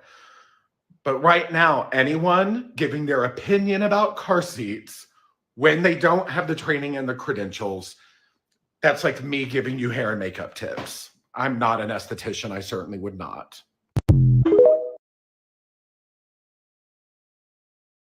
Love how you ended that. Love how you ended that. I saw the comment. Apparently, when I click on the screen while it's playing, it stops the video. So I can't really pull up chats while the video is playing. Oh, what was that? Oh, I just said, oh. Oh, sorry. Yeah. So Jamie is saying, let's just say my feelings on her are now drastically different. You were very nice in the video. I can agree with that. You were very nice in the video. I could see why your opinion would change from there. Was there anything else on this slide, Kimmy, that you wanted to look at? Well, see, now that I have my screens back, I got even more notes. This is good stuff. Let me hang on that one. Oh, okay. So in the top left, so people obviously have opinions on lines, and one of Jamie's comments was like, imagine following a TikTok mortician who hasn't been practicing for years. Right. And I thought since he's like here, that would be good, because I know when I saw like online, like some people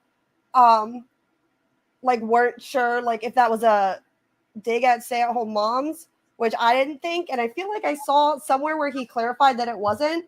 Right. But I mean, since he's here, I thought that would be maybe so perfect, my understanding of it, because we're a little bit behind, delayed, is that she's not actually practicing being a mortician, not that she's not working at all. She basically just is doing TikTok, but she's no longer actually doing the mortician work, from my understanding. The issues I saw with it, with like stay-at-home moms who are upset with it, Oh, my screen's really, or maybe that's my eyes that are blurry. Yeah, see, I didn't think so because people were taking it as like, oh, you've been staying at home for years and you don't know or what. Like, I thought it was kind of responsive to the same verbiage that she was using. Like, imagine talking with a guy who, like, whatever, it felt like a similar like response.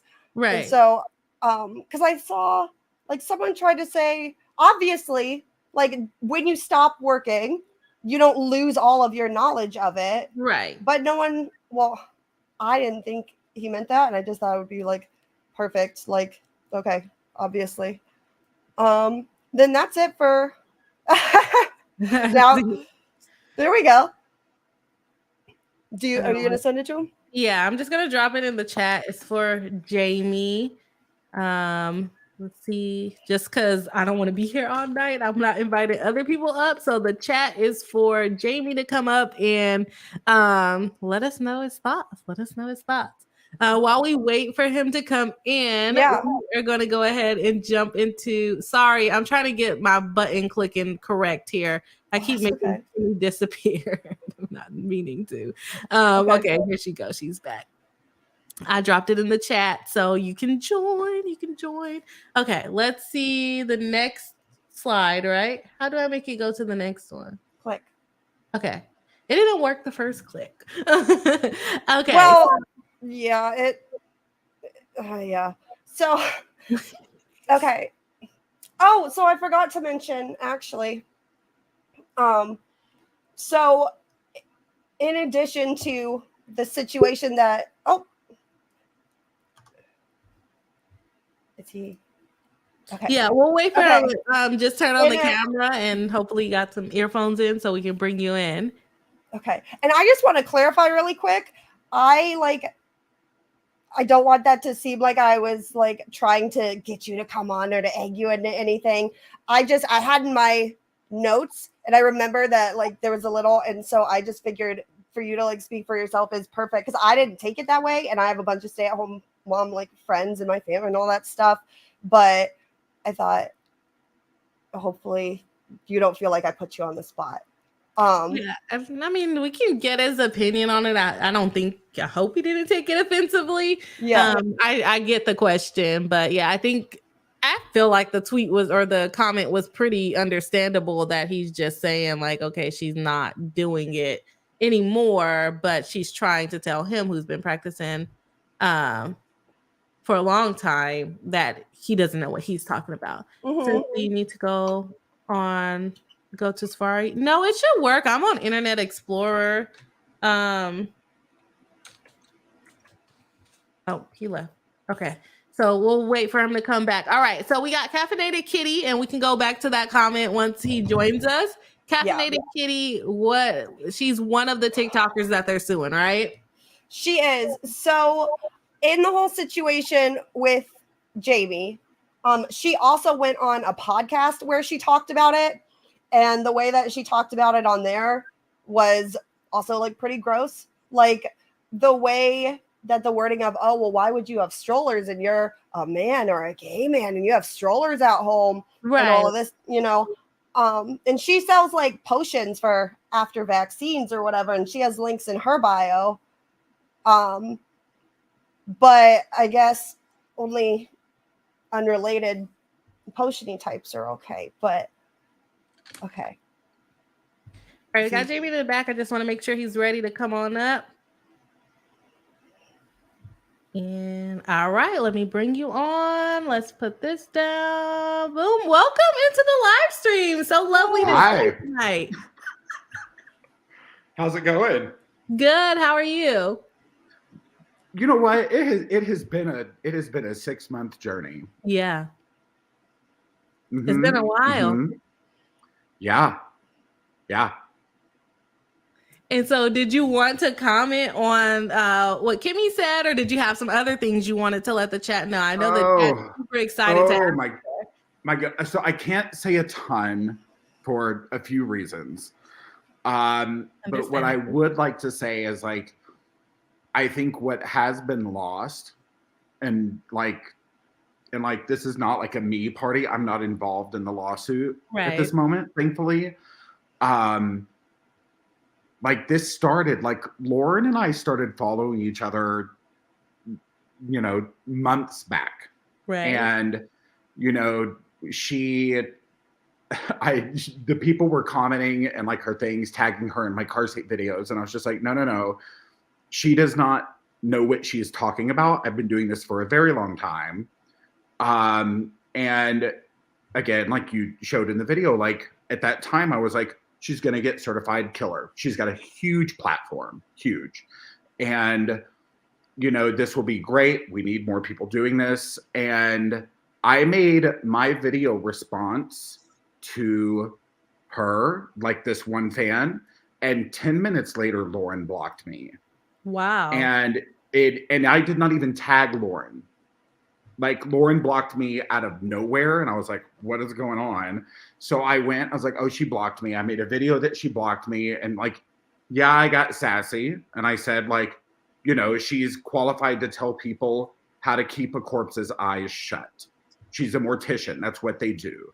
And I take full, you know, I made an apology video for that. I would never want to offend morticians. Like that was not where I was coming from. But like when she did this video, you know, and like blocked me and all this stuff started happening, like attacking 20 years of my life I put into my job, like, you know, sometimes you're a little, I hate the word triggered, but you get triggered, right. You know? Mm-hmm.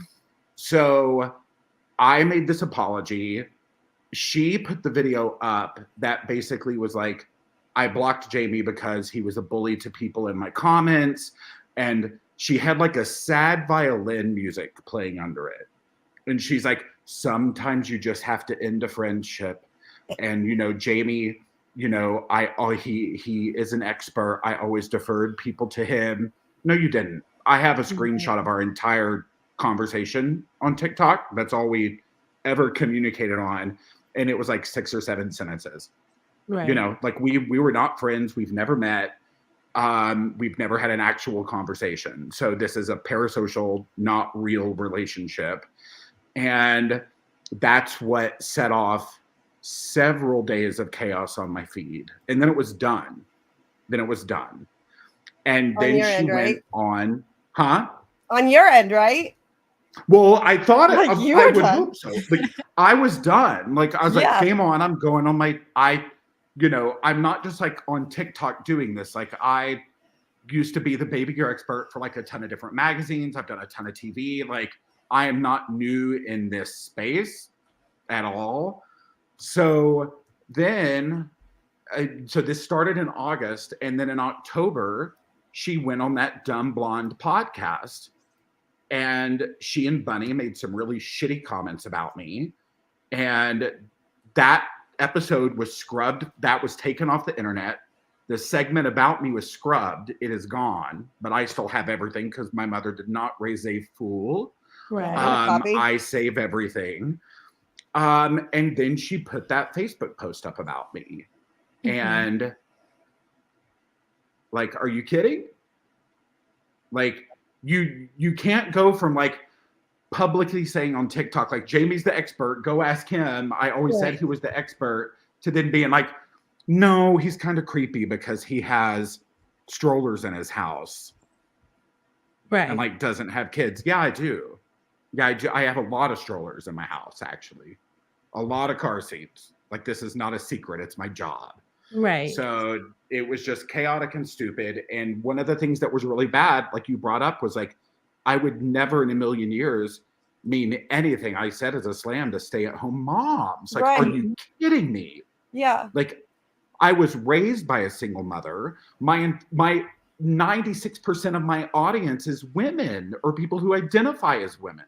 So why would I ever? It's not how I'm built. I'm a gay-ass 45-year-old man who is actually very in tune with his feminine side, Bunny. Mm-hmm. Thank you. But this is... I could never in a million years think about being demeaning to really anyone, but stay-at-home moms, are you kidding? Right. And so when the audience onslaught happened with that, it was not cute. No. And in case your audio wasn't on what I said, I wasn't meaning to put you on the spot or anything at all. It's just like, Well, yeah, I can obviously yeah. say that and interpret it as like, no, I don't think so. But having you there to say, no, obviously not. So, Yeah. Like, all I said was like, she was not working in her field. And this is not hidden. She's done multiple articles in classy publications like the Daily Mail, which is a tabloid. I've also been in it, so I know it's a tabloid. You know, when you move from Wisconsin to Florida and you're not working in your field, you have to stay credentialed. And I'm just saying, a lot of us have looked up her licensing, and it's in one state, and that she did not live in for the past 3 years. Okay. Yeah. And so I think you made good points in it. You are the expert in the field. And I thought it was a little strange that she made the videos about, oh, this is what, I mean, you can make a video about this is what I would not do. And I was talking about this, I think when you signed out to log on, I don't know if you've heard this, but it's one thing to say that you wouldn't do it versus this is not safe for anyone, right? Yeah. Like, you can use whatever toys you want for your baby. That doesn't necessarily mean that it's generally unsafe for babies. So Correct. I think we should have deferred to you and stuck to it and let the beef squash and did not lead to all of this other stuff, because this really like caused an uproar with now other content creators being attacked and now sued. I was surprised, not to say that I hope they do, but I was surprised you were not listed in the lawsuit, because I felt like this is kind of what triggered everything. But at the same time, I feel like, and this is my opinion and my speculations, that maybe they kind of know they started it with you, and so they didn't really want that smoke. For in my opinion, what I will say is, if you look at the wording of the lawsuit filing and how this has all been approached, she has come after me. She has come after Becca. No, not. I don't mean like Becca and Kitty and the girls, but if you look at people who are credentialed experts in this space, there have been me, pediatricians, SLPs, PTs, OTs, like a lot of people who are like, no, you're wrong. And she blocks everybody and makes videos refuting them. No, she's not coming after any of us. And if you look at the wording in the lawsuit, it's Lauren the Mortician is a licensed mortician, blah, blah, blah. All of these other women are just content creators. Oh. And I think that's very telling. I think I noticed that too, where she kept putting attorney. As far as Jeanette Braun go, I'm attorney, attorney, and these people are just kind of like on the internet. And Lauren's not to be awful, but Lauren's license in Wisconsin was supposed to expire, and she got it renewed 2 or 3 days before it went up. Wow. So it's gonna get messy, and I don't really know if they're gonna be able to establish the jurisdiction in Illinois. Apparently, maybe they're both moving to different places, so that's gonna be fairly interesting. But it was just filed. I guess we'll get an order on that part coming here soon. Was there anything else? Yeah, it's messy, and we're only 3-4 slides in. So like it is January of 2024. What are we doing? Yeah. Like, it's the first month of this year and it's already like this chaotic. Like, goodbye. Come on. And I'm hoping they just drop it and move on with their lives. Yeah. Because it's like, what are we really proving here? And like, you really, like, if you cared about child safety, why did you get my account taken down? Right. We could have had a conversation about this, actually. You didn't have to block me. You could have said, hey, Jamie, let's talk. You had my account taken down. And so was your account taken down for like copyright stuff or for copyright strikes? Oh, wow. For responding to not even her videos, but another pediatrician, Dr. Hess, had done a response to the Bunny podcast where they were like shit talking me.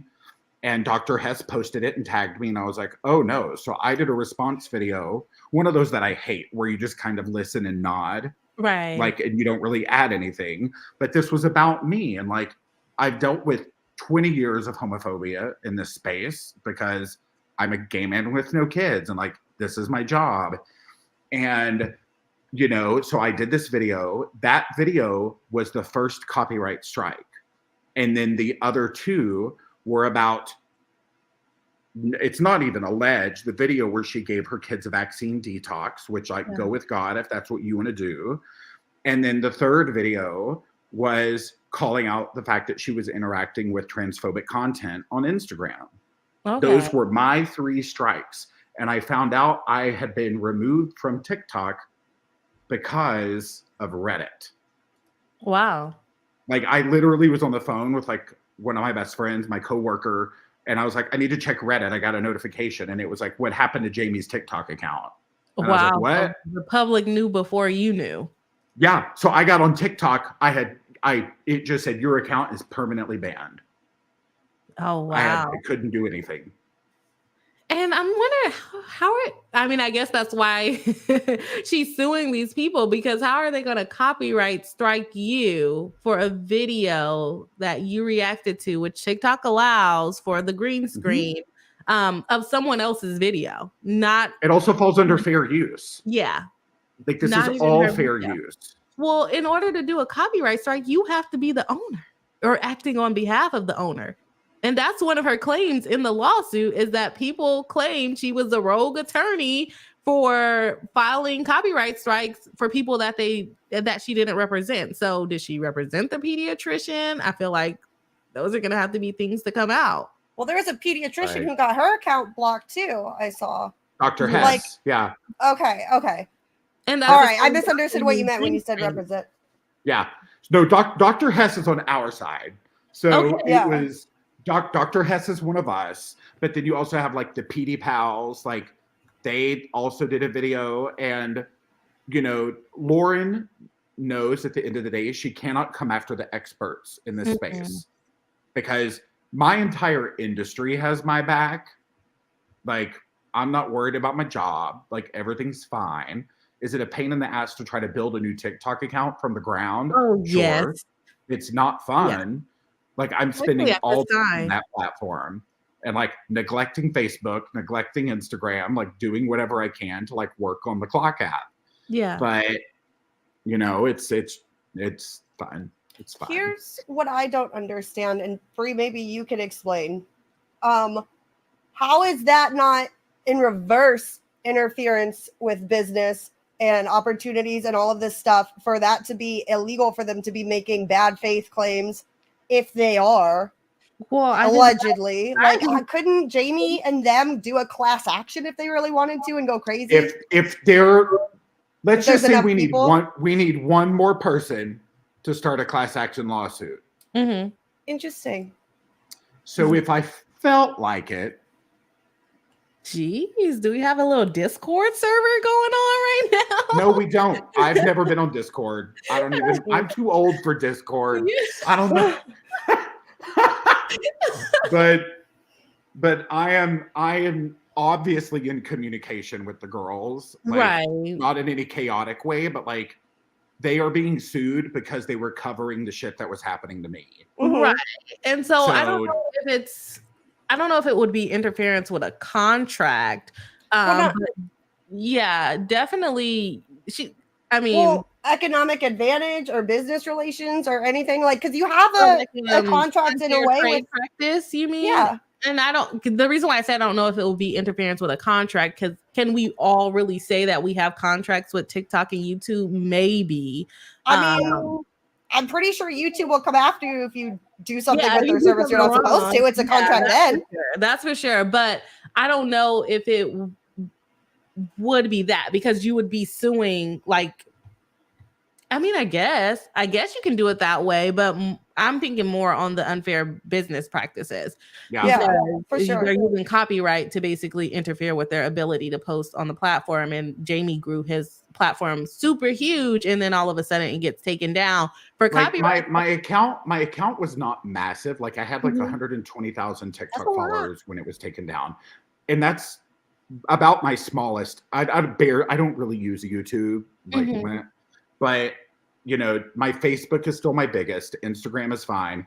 TikTok, like I was finding all these young parents and caregivers. So I really Right. valued the platform from an informational standpoint. Mhm. I rarely did sponsored content on Right. it. Everything I did was editorial, and I used it. And I always compare it to like the early days of Twitter. It's like Right. Twitter was like a chat room back in the day. And you just got on and talked with people all day. And to me, that's what TikTok was, or still is. But it's Yeah, like yeah. you just respond to questions, you answer things. And like, because I have access to all of this stuff, like, of course I will help whatever I can. Like, you're keeping babies alive. You Right. know? So I hate that, like, I had thousands of hours of content taken down when we know that for accessibility purposes, for many different reasons, access to information is very hard for a lot of people. Right. So none of my information was behind a paywall. I tried to make sure anybody with a phone or the internet could have access to accurate information. Mhm. And the fact that Lauren and Janet were like, I'm offended. Like, Right. And I think what's happening here, as far as like the one video or one of the first video that got taken down for you, I think that supports the rogue attorney. If that's not an opinion, if she can prove that that's not an opinion statement, the rogue attorney filing a copyright strike for someone she was not representing, in my opinion, I don't know. She was responding to Lauren and Bunny on the podcast, and because Janet represents Lauren, Yeah, you can go rogue as a rep. Like, yeah, but it was her commentary on their commentary, and then you commentaried on it. Yeah, no, it's very meta. It's very messy and muddy. Yeah, so But, like, I mean, I see what you mean now, because she was responding to their video, but still, when she said she was not filing false copyright strikes, and I talked about this on my channel on a previous live stream, is it's very easy to submit a DMCA takedown on these social media accounts, and they don't really look at it. They just say, okay, this was part of their content. It's infringement. I've gotten taken down by TMZ for commenting on a video that they owned the rights to, when it's clearly commentary. It's fair use, or I have the defense of fair use, right? But just because TikTok takes it down does not mean it's not a false copyright strike. Well, also though, what I've seen with the strike thing from her is she seems to be being picky about the word strike as opposed to claim, and saying, well, I'm just someone who can make a claim. It's the platforms who do a strike. I don't do a strike. It's impossible for me to do a strike. Right. So I feel like she's being nitpicky with the verbiage too, to like kind of get out of what it is and say, well, I could never do that. I'm doing this other thing that means the same thing, but it's called something else. You're filing the claim that's making the strike go yeah. forward. So yeah, it would not happen without your email. But for right, like, exactly. So I think it's very interesting. I'm wondering if it's going to get kicked out of Illinois, but I don't know how much of a difference it will make if South Carolina doesn't have anti-slap. So I'm sorry that happened to you. I'm hoping that you get your justice through this lawsuit, or maybe even another one if need be. Like, no harm, no foul. Like, this honestly is not affecting my job. Right. So like, I don't have the energy to deal with like a lawsuit at this moment. So I'm just like, screw it. I'm going to work on TikTok and get more followers. Bye. Right. The fact that Facebook post is still up is also wild. Yeah. Just knowing how things circulate on the internet. And keeping that up and having the nerve to file a defamation suit for someone calling you transphobic, but you have those insinuations that Jamie's doing something wrong. And let's just say I've had to deal with a very similar situation with my attorney before, and it did not end well for the other person. Yeah. Sounding very defamation-ish to me. Okay. For it not to be a word. But yeah, I think, there's some claims going on. There's some claims that can go back towards them, in my opinion. So was there anything else you wanted to comment on? We're going to jump back into the slides because we have a long no, go back. We talked for too long. Go back to the PowerPoint. Thank you for pulling me in. Thank you for putting up with my nonsense. I'm having wine and thriving tonight. So like, game on. Oh Well, yeah. thank you for joining in. You're welcome to stay up and comment on this as well, or you can jump back in the chat. We don't mind. We're all friends Oh, here. I'll go back in the chat. I'll go back in the chat. Okay, that's no problem. We definitely appreciate you for coming in and also finding Pleasure. my video. I'm a pretty small channel, so I'm like, oh, it's just my members. We all Wait, come everyone here wants you to stay though. weekly. Let's just say, for various reasons, I keep on top of every single video about this. Yeah. It makes sense. When someone's coming after your like 20-year reputation in an industry, I don't play. Yeah. So, well, we're on your side, and like I said, I'm just trying to grow my channel, so I'm used to just hanging out with my Bree High friends, and we're happy to welcome you in. and it's been nice to see your channel. Like, I'll be here for the duration. So game on. Pleasure. Thank you. Well, we will see you in the chat. We're gonna get through this PowerPoint, I'm hoping. Cover everything. I'm going back into the YouTube chat, kids. See you over there. Thank you. Bye. Bye. Okay, let's jump back into that. Was nice. That was nice of him to give us his opinion, and hopefully we see some more chats coming in from him. And I'm sorry, chat, we got a little chatty, so we've missed a couple of your chats, but we'll try to catch back up. We're gonna jump into the PowerPoint though, because we're only on like slide 4 of a bunch. So we want to try to get through at least half of it, I guess, and then go from there. I messed something up, Kimmy. Okay, no, I'm back. Okay, I'm back. Let's jump into the PowerPoint. Let me figure out the layout. Thank you for everyone that are still I can't speak tonight. Thank you for everyone that's still in here live. We have 56 likes. Thank you so much for everyone that have hit the like button so far. If you haven't already, please do hit the like button. It helps us out, helps us gain more friends. As we see, we got a new friend, Jamie. So if you can just hit the like button, it'll help us share this video and give the information to people that need it, right? Okay, let's jump back into it. So we have Caffeinated Kitty. She is one of the ladies being sued. She is the one that is being accused of calling Lauren transphobic, right? Yes. And like Runkle said earlier, her attorney, or not her attorneys, but when I was looking for stuff earlier, I think that Lauren's attorney might have let information out, because I feel like I know information now that I'm not supposed to. So that's not great and not cool, and also makes their filing about wanting to file under seal and wanting everything to be so quiet and respectful, but then I don't know, not great. So she was described simply in the lawsuit as like a villain life coach. It doesn't explain what that means.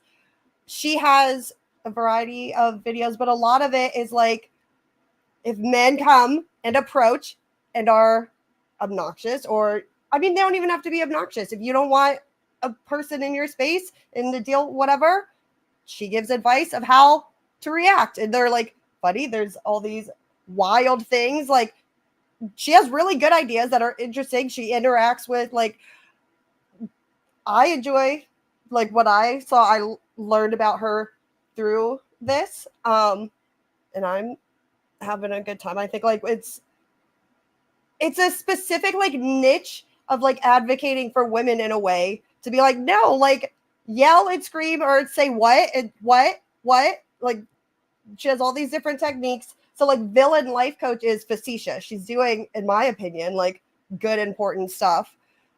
You may notice, well, probably not because it's cropped weird, but on our socials here, there's 2 Facebooks because as we'll learn, someone got one of her shut down.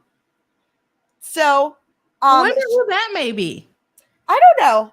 We'll find out probably, but when all of the things were happening, like with Jamie's situation, and then people started looking into and being like, well, wait a minute, like maybe similarly to like I did with Jamie, we're like, oh, well, why don't you explain what you meant? What did you actually mean? What do you actually think? Let's look into it. And they had a very different sort of like reaction to the, oh no, this is what I meant. No, I don't feel that way. It was, from what I've seen and heard, blocking and intimidation and different things. I really was prepared to be a great devil's advocate tonight. I had some great points, but I'm annoyed with it. So, okay, you can go to the next one. Okay. So Caffeinated Kitty is still on the next slide. Well, so I made this whole first part, since it's like it mostly centers on her. So all of tonight will be her. Oh, for the whole for tonight, yeah. Oh, I didn't know we were doing multiple segments, but that's okay. Well, we don't have to. We don't have to. Yeah. I'm just saying that, like, when I first started, I started doing it for the whole case. And then when I realized that there was Jamie and Dr. Hess and all of these different things, and there's so many rabbit holes to go down, I was like, well, that's not going to fit. So I focused on, for our case that we're following, like the core of it is Kitty, because it was her claims, her videos, all of that stuff. Where everything just kind of stemmed from. Yeah, so I'm not gonna like hijack your street. We don't have to do multiple nights. I'm just saying that, like, to get all of the like important stuff out tonight, it's a Kitty night. Okay, that makes sense. So we're looking at around October 24th. So like Jamie said, we've been doing this for 6 months or more at this point. Well, this is not 6 months ago, but this all started before Caffeinated Kitty got into it. And the reason why she really came into it is because people were confusing them, right? So, yes. And like with what you were saying about the date too, if you look at it, I think it's kind of interesting. So the complaint says on or about the 24th, she posted on TikTok. The one on the right is TikTok. That was posted on the 23rd. The one on the left was posted on the 24th. That's Instagram. Right. It just may be because I'm petty. But the response to her was a lot more critical on Instagram. Like, well, if you click, it'll start highlighting. Right. Like for this one, it says, "Ugh, her voice, I can't, it's so annoying." Yeah. And so, I mean, to refer to one and have a specific date, but then the other one that isn't as flattering or whatever, that's the one that you actually put in your complaint. It's like, well, it's on or about, so close enough. Right. I don't know. So, okay, we can go to the next one. Okay, let's see. Okay. Right. So, Lauren the Mortician is a turf. Sorry. No, wait, pause it a second. Sorry. It just kind of went off. Yeah. Okay, hang on. Oh, gracious, that startled me. Okay.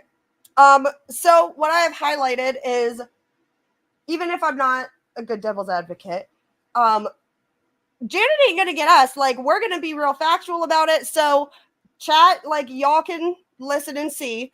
The complaint says that she accused Lauren of being homophobic and a TERF because she likes posts by a conservative social media personality who's in a gay relationship.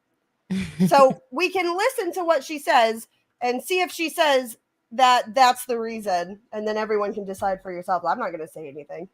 Okay. So let's see if she actually called her transphobic. Lauren the Mortician is a TERF. I have receipts, I have deets, and you should just go ahead and take a seat. People noticed that she was on her Instagram following a bunch of red adjacent folk, but in particular one that basically is a gay man's Tucker Carlson.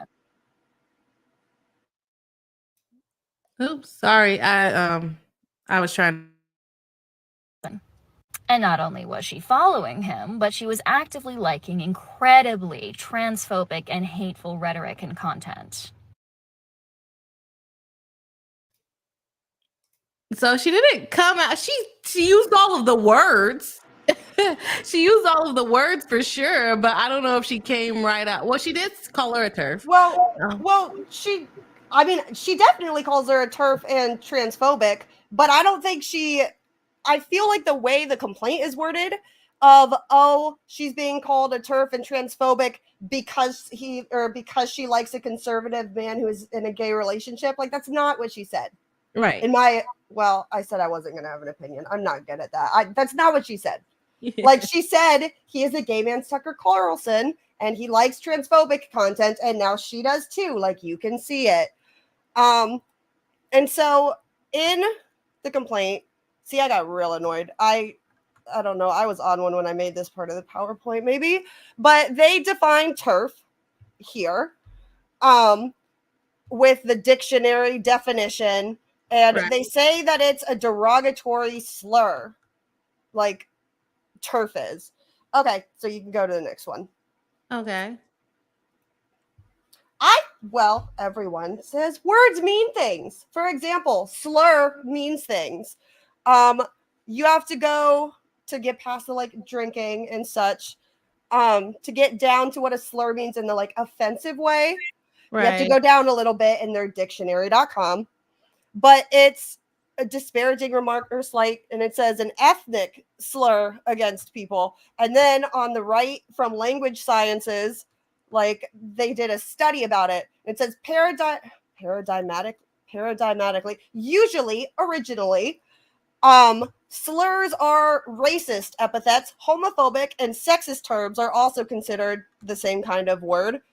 That study concludes saying slurring utterances do not merely communicate content about their targets. They also constitute oppressive speech acts as they contribute to the unjust and systematic subordination of their targets.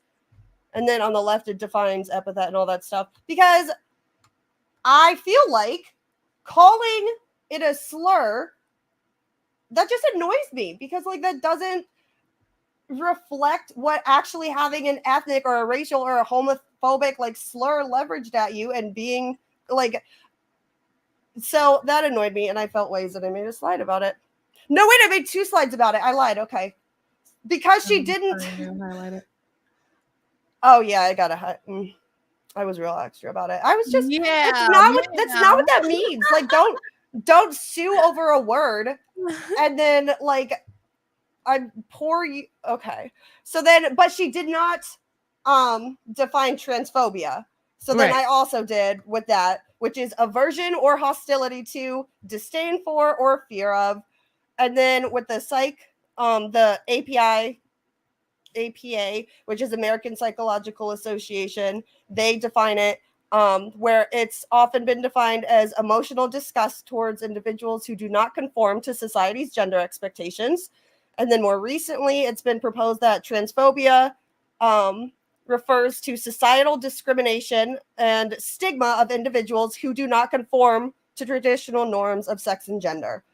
And so since I have the actual like videos that we can watch and say, well, do we think that it's transphobic or this, that, or the other thing? I thought it would be a good idea to all get on the same page of what it is, and then we'll see, I guess.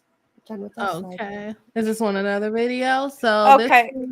So in this is a screen. So the red one is the one that we've already seen. Right. Don't click yet because I think it'll autoplay. But so this part of the complaint was just saying the below images are taken from the video, and it includes her calling Lauren a TERF. So if you listen to the context of the way in which it's said, so Kitty's essentially like mimicking a conversation with someone. So what she says is like, oh, well, like, or whatever. And then she like responds to it. So, okay. But she just said she was bisexual herself, and of course she supports LGBTQ and women's rights. Yes, very interesting wording in that little acknowledgement of the rumors video. 1, not acknowledging the actual question being asked, which was what she found so likable about incredibly transphobic content. But 2, trying to divert the attention by saying she is just pro-LGBTQ and bisexual as if that is some kind of hall pass that prevents her from being prejudiced to other subgenres of the rainbow. Just like any other queer person can be biphobic, bi people can be transphobic. That's accurate. I would agree with that. Oh, you're muted, Kimmy. You're muted, Kimmy. You muted yourself.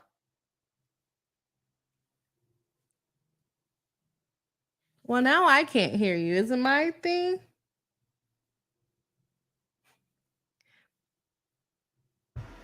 Can you hear me now? Now you're back. Yeah. Okay. So yeah, and then that context and her saying, just like anyone can be, bi people can be transphobic. And in the complaint, that's an example of her specifically calling Lauren transphobic, according to the complaint. Right. So she was basically doing some type of skit, but maybe insinuating towards her. Is that what we're getting at? I mean, I don't know if she was insinuating as much as, because Lauren, the like response that people who are supportive of her said was, oh, well, she just came out as bi though, so clearly she's not transphobic. Yeah. Or she supports women. She support, Right. And so Kitty was saying, okay, so first of all, that's not what I asked. Like, we're talking about trans people and how you treat them and how they're viewed and respected and such in the world. It's not about like your sexuality or what's going on with you, but also your sexuality and being bi does not like preclude you from being transphobic. Yeah. Like you can be bi and transphobic. They're not mutually exclusive, but that's not the question anyway.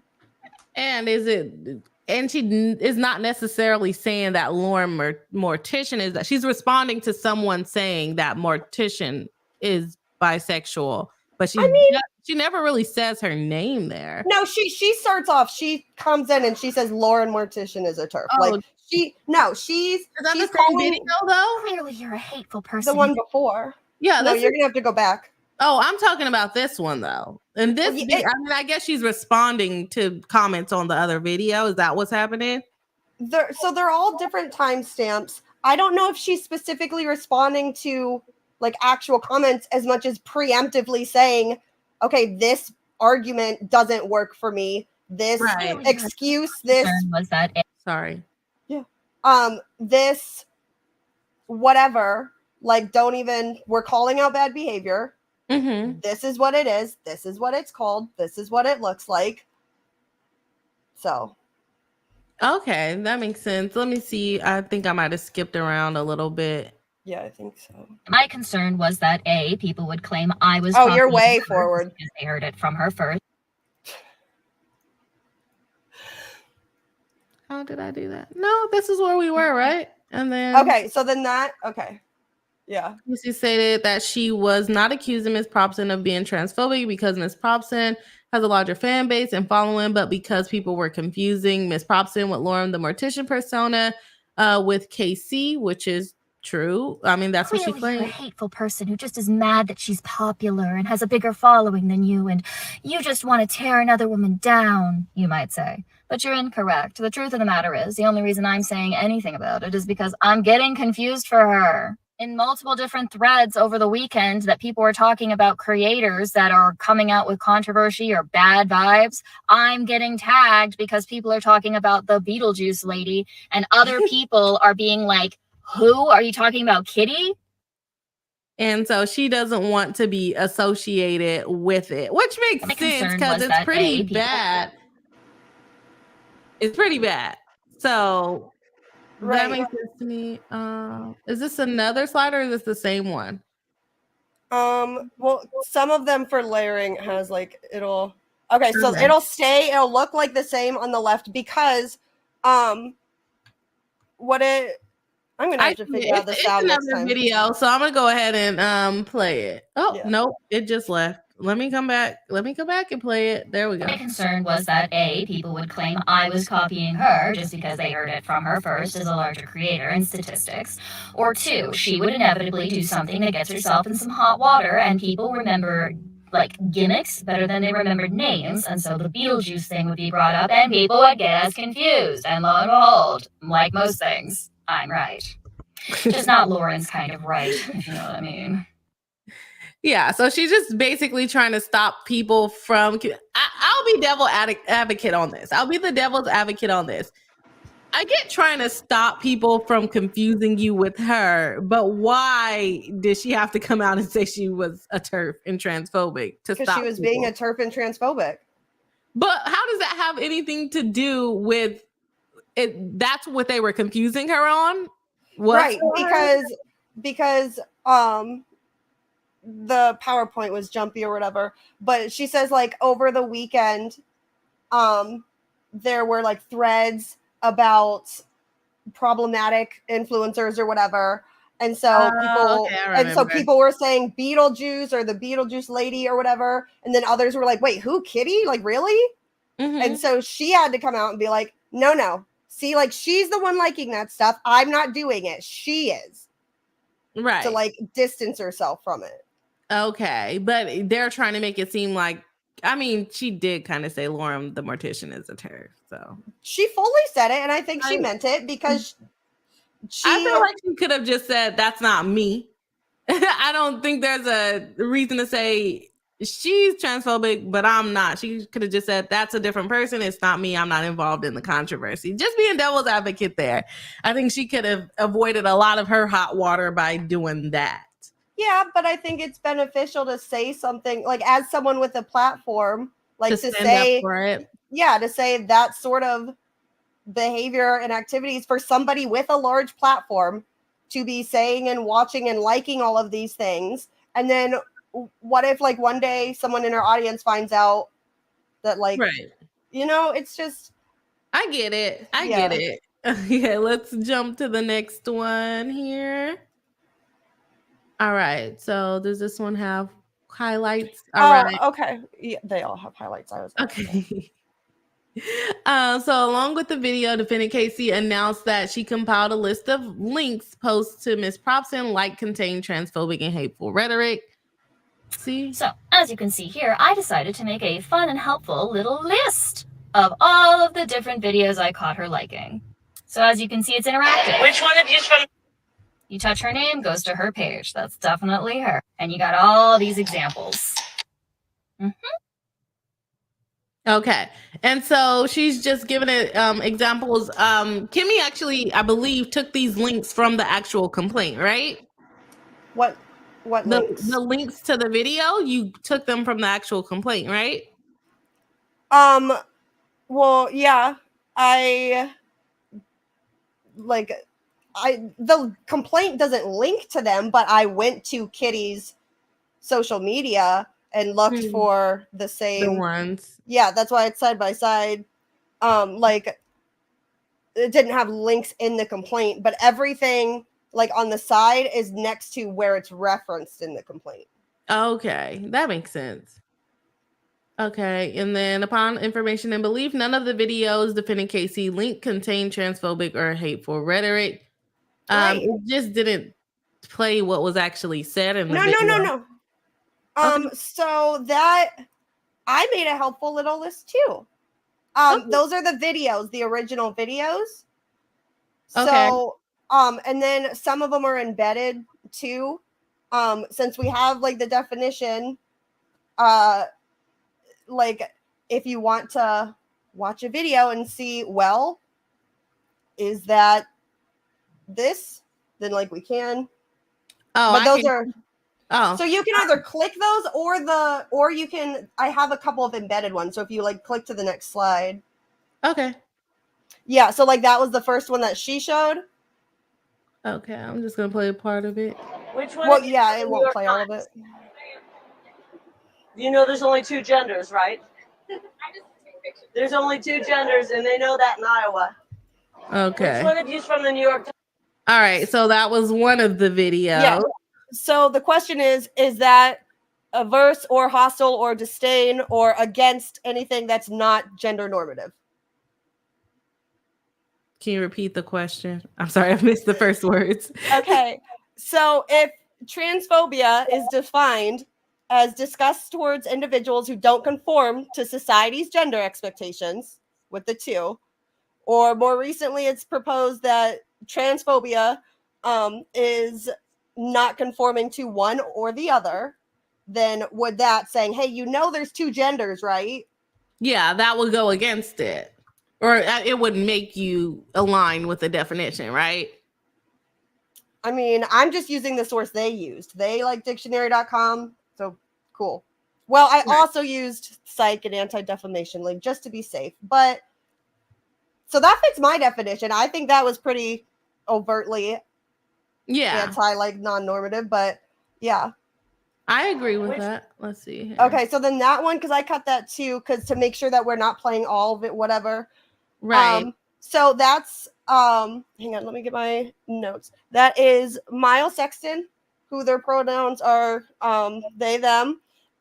They do a video where they're talking about inclusive language, and they started with, "Hey cuties, did you know guys isn't inclusive? So it's meant to be inclusive and look like how sweet," and just providing information to help be more inclusive, etc. And so then the next part that you'll see is the response to that. Hey cuties, did you know that using phrases like "Hey guys" is not? Okay, so it's not inclusive. Oh, was there more supposed to be there? Well, yeah, because it has the guy's response. Oh, let's see. Hey cuties, did you know that using phrases like "Hey guys" is not inclusive language? Hey guys, get your ass in the house. Oh, okay. Lunch is ready. Come on, guys. So, would anyone define that as being hostile or having disdain for or disgust or like? I personally wouldn't, to tell you the truth. You know what though? Can you see the caption? I understand why people aren't a fan of these people. Oh, I didn't see the caption, but I feel like that's pretty hostile. Yeah, I didn't see the caption, but honestly, when he did that, not to, be judgy or anything, I thought he was a part of the community just by his, demeanor. Although some people can be a little more feminine, so I thought he was just kind of playing into it. But I think and I guess that's what makes me wrong now, because if he's not in the community, then I guess it is hostile. Well, but I thought he was in the community. So they're two different creators. The second one is the one that Lauren. Yeah. So I mean, he's I believe identifies as a gay man, right? But not similarly to like what Kitty said earlier. Bi people can be transphobic. Gay people can be transphobic. But I don't think it's to gays, right? Or I guess because just. Well, no, that's you guys. The thing is, I say you guys to other girls. I think it's just kind of like not a slang or a colloquial, but just something that people say. So if someone told me that I was being transphobic by saying, "Hey guys," to a group of people and I didn't know their gender, I'm not gonna lie, I will probably look at them crazy and be like, "Well, sorry, I've been saying this since I was 5 years old." But so if he's the second guy, if he is also gay and he's just saying that doesn't offend me, I don't take that as then being transphobic. Well, so it's different because the initial video wasn't saying if you use this language that you've learned and continue to use since you were a child, or you have to break a habit or something, you're transphobic. That's not what it's saying, that's transphobic. Right. It starts with saying, "Hey cuties, you might not have realized this because if you don't have to like have this life experience, you've not gone through it, it doesn't bother you. You just might not know. You grew up with it. So now, like, hey cuties, just so you know, that's not inclusive." And sometimes it can make people not feel like they're in a safe place or not be comfortable. So they were putting out on like social media to try to be more aware and inclusive and like thoughtful of your language. And in response to someone saying, "Be more inclusive with your language. Hey cuties, come on." But I feel like if just because I know men that are like, "Don't call me a cutie," then do we have to stop saying, "Hey cutie"? It just starts kind of a rabbit hole.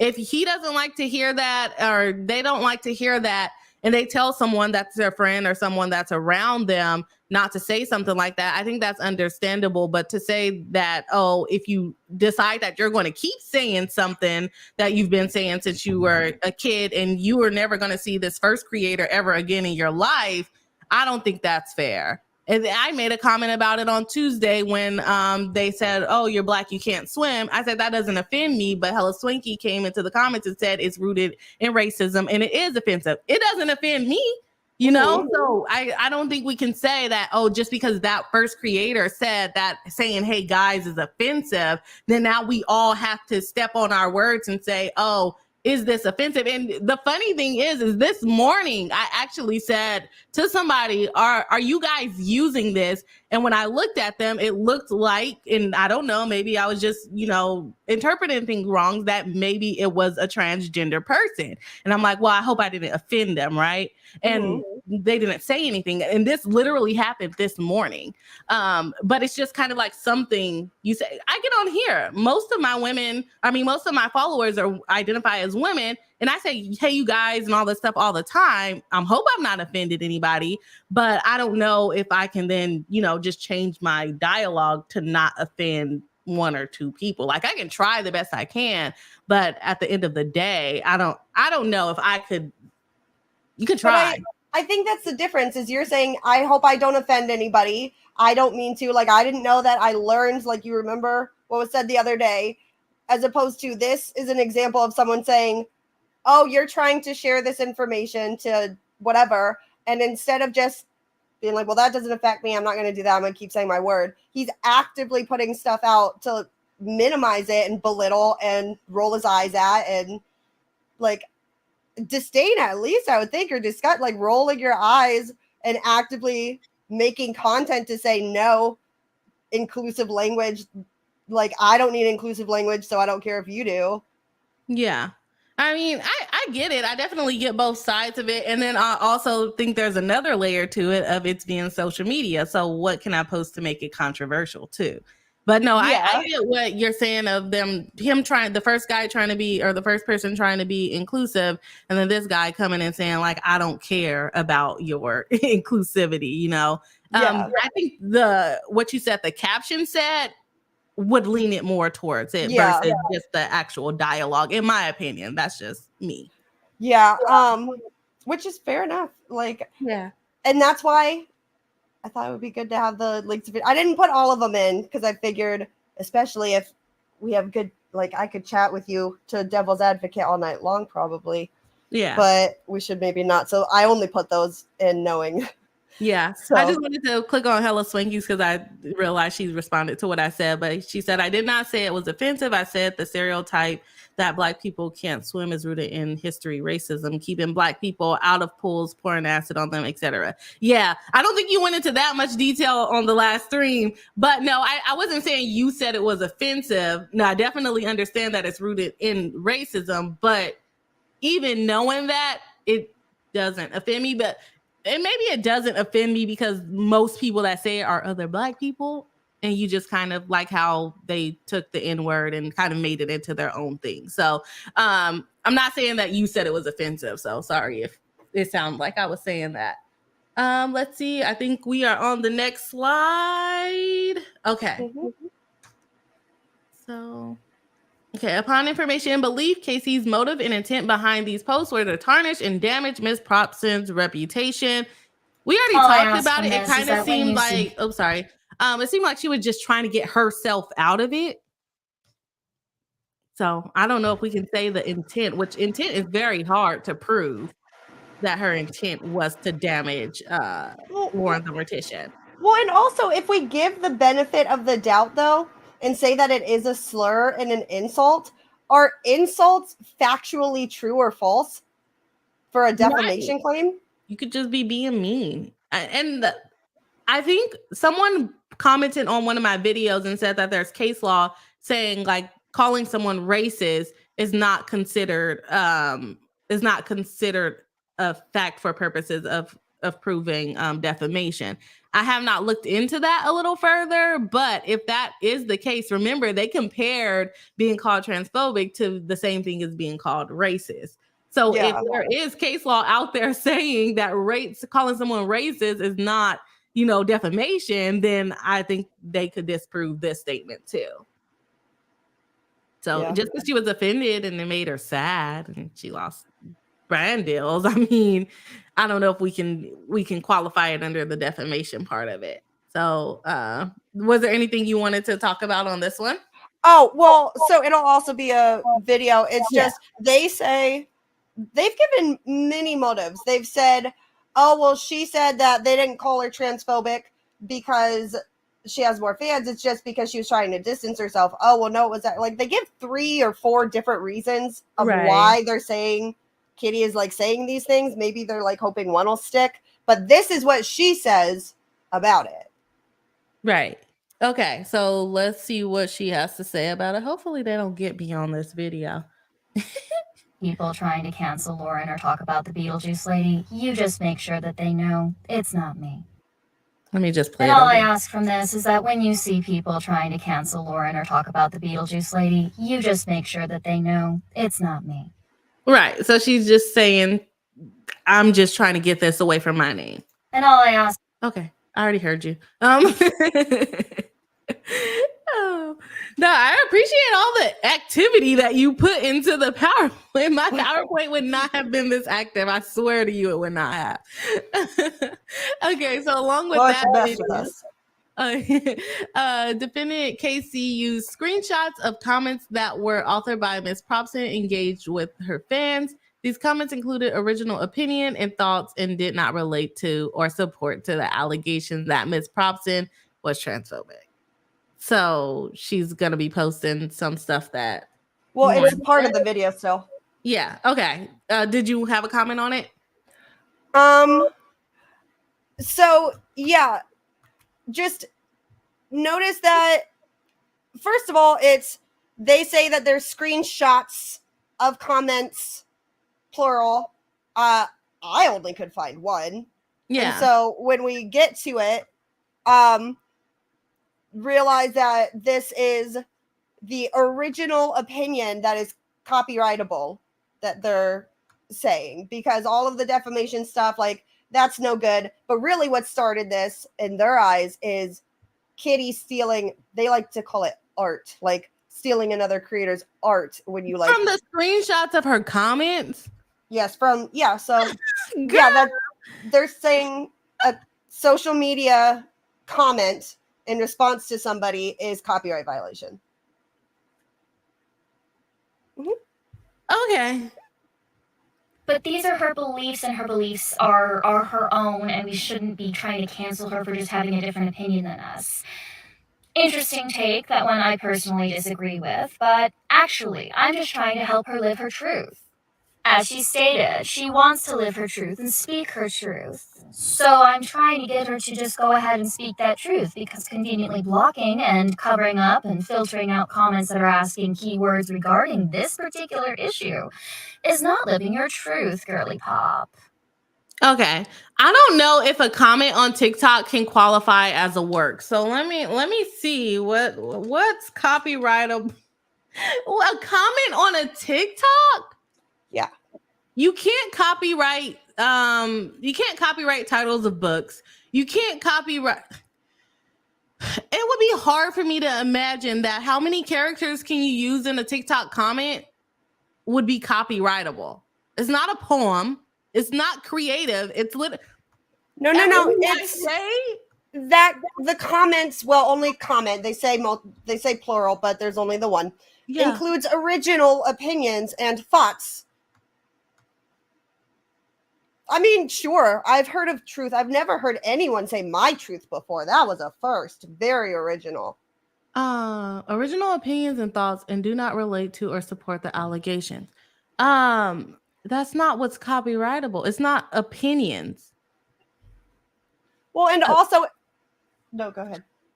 You can go ahead. I'm gonna type it in. I want to make sure I understand the definition of copyright before I say what I'm about to say. Well, just also in the context, it's like, yeah, she wasn't sharing screenshots of Lauren saying transphobic things, but she was saying, oh, hey, Lauren's like, oh, I live my truth. So you want to live your truth? Let's live it then. Like, it's still contextually relevant. Yeah. So this is a definition that's popping up. The exclusive legal right given to an originator or an assignee to print, publish, perform films, or record literary, artistic, or musical material, and to authorize others to do the same. But what it doesn't protect, and this is not on here, are like ideas. So her opinion would be considered an idea. That's not copyrightable. Well, and what does it even say? I don't even remember. No, it'll be next. I have it on the future, so you don't have to go back. I knew it would be like that. I'm like, what does it even say? Because original thoughts, that's not copyrightable. That's a literary work. A comment on a TikTok video is not a literary work. What is she talking about? Well, yeah. So here though is where, oh my God, what is her name? The other lawyer. Jeanette. Yes. Okay. So here's where Janet enters the picture. Because it says then that Miss Propson and attorney whatever, she hires her to assist with the copyright infringement claim. So similarly, the podcast that Jamie was talking about earlier with Bunny XO, I believe it's been confirmed, was believed to have been like Janet client, and through her podcast, like she was happy with the services of getting stuff taken down for her, I suppose, and so she would recommend like Janet to everyone. So like the other day when the stream was curious how she became the TikTok attorney, it's like speculated or maybe confirmed that it started with the Bunny XO, that she worked with her, she liked her, she met other creators, so she recommended her out. Okay, that makes sense. So let me go ahead and pop it on over. Where we at here? Oops. But these are her. Oh, okay. So yeah. So here we have, she's here. Look, with lightning in a bottle services or whatever. She enters the scene Sorry. Yeah. So she when enters I the scroll scene on the mouse, it goes backwards, and I oh, yeah. Weird. Interesting. Yeah. Okay. Well, she comes on the scene. And yeah, I figured that the video would be too quick. So to get another look at the original opinions, but since it is a screenshot of a video with a screenshot that I put in a PowerPoint for you to stream, I don't think she can copyright claim this for you, but I guess we'll find out. Oh, yeah. I'm sure they'll try if they find it. I wish she would. Once they figure out that Jamie was on it, they're probably going to strike this video. Jamie needs another plaintiff, he said. So, listen, I'll be the one. Okay, so they're gonna hunt this video down. Ladies. Okay. Oh, you wanted me to play it, right? Oh, no. It's just a screenshot because I knew it would go too fast. Somebody says, clapping, this is why I follow you. You always speak truth. And Lauren the Mortician says, always, all caps. No matter what, no financial obligations ever. It made the interest more enjoyable for me to post my truths.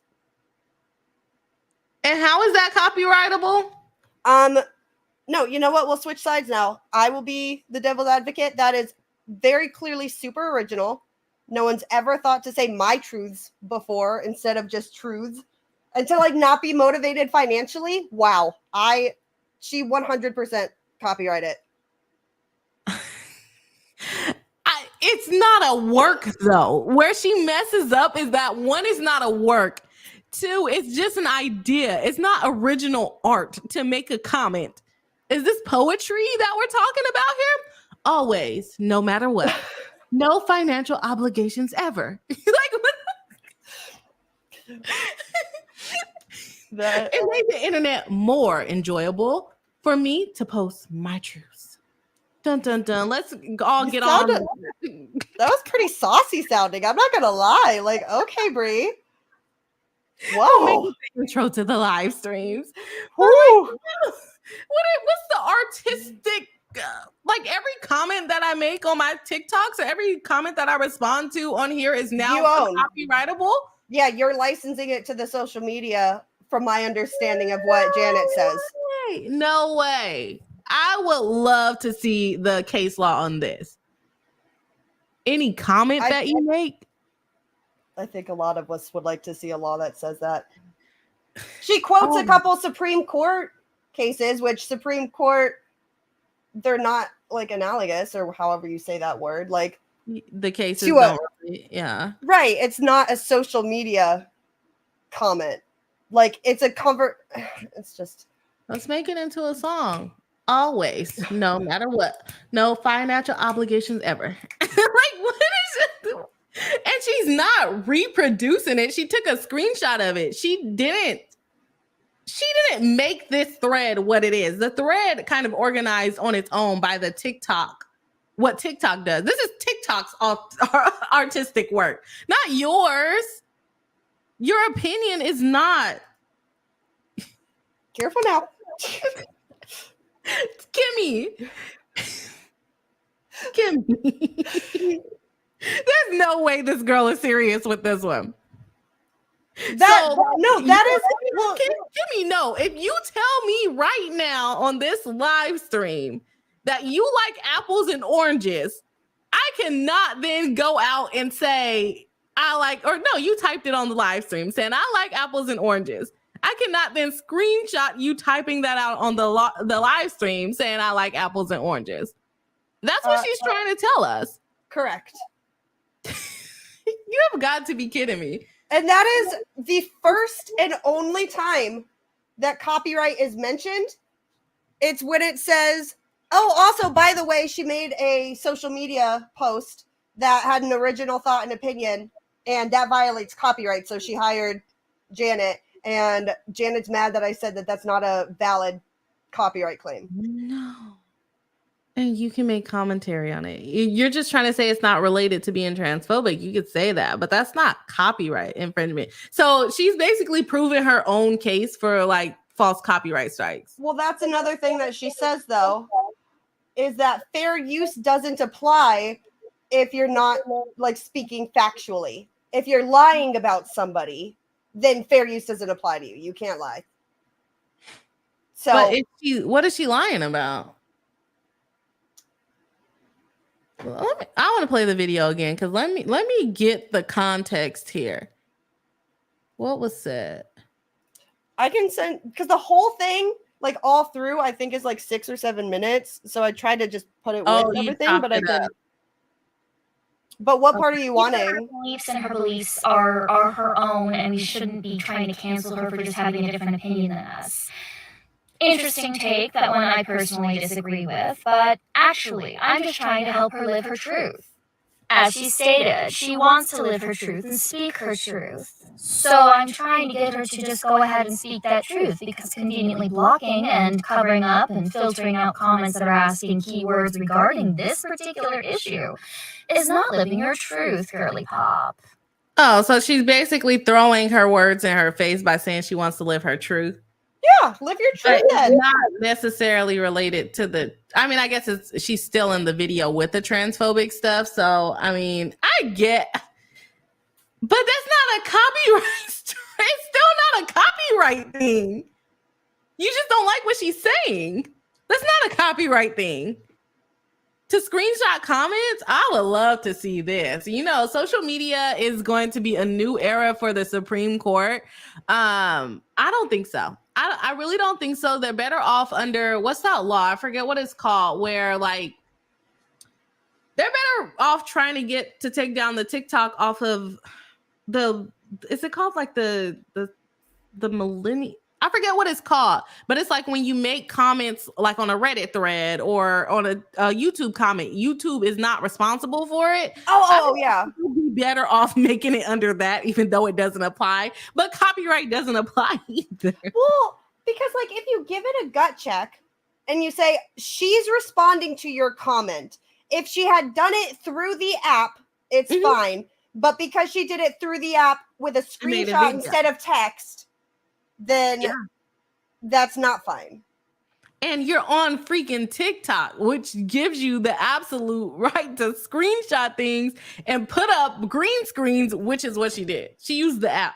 That is a hot take on Janet's channel. She thinks you're very wrong.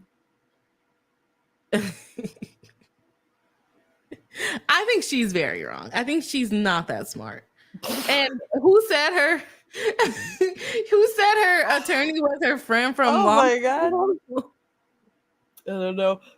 But hey, no, she has to catch the lightning in a bottle of that comment. So this is all that she did. Okay. Let's get real. That was genius. We're back to protecting it. So this is the timeline that on 10/23 was the TikTok video, not the 24th. Like, I don't know why. It seems so silly, whatever.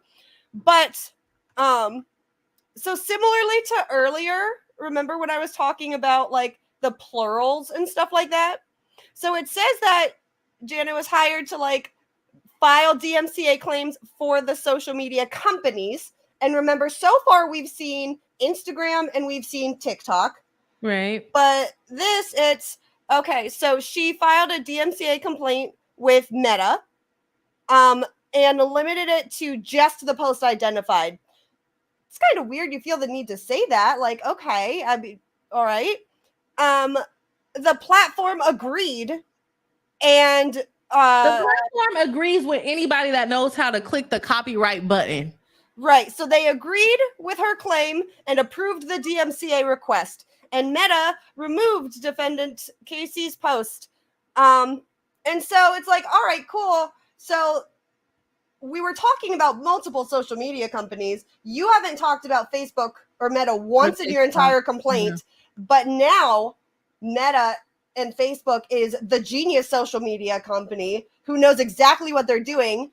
And we just are going to conveniently not mention Instagram and TikTok, who presumably, since they're both still very much up and I was able to access them, 2 out of the 3 said, "Ooh, no, girlie, you're wrong." Like, so Facebook, though, they seem to go like a little crazy. They not only removed the video, but they locked her out of her account. Yeah. Similarly, where did we hear that before? And so Kitty posts on social media, as we know, like there's the welfare check, all that stuff. And so conveniently, the complaint talks about how there's like these stories and they disappear and they're gone, which, I mean, Jamie was talking about, that sounded real smart. Like, if you know that something adversarial is going on, like, you record everything. Like, why are they following and obsessing over her Reddit and her this, that, and the other thing, but not recording everything? But anyway, they say that it was super scary, but it's gone in 24 hours. So, aw shucks, you know? But there is a video. It's not a story. It's still up, that if you want to see what a person who is just breaking down looks like, because obviously you're not going to have like a mental breakdown and be having an issue and not okay on a story. And then once the story ends, you're like, oh, but I'm fine. Like, that's just not how mental health works. But so the next video shows her mental state on the day, on or about, that they called a wellness check for her. Okay.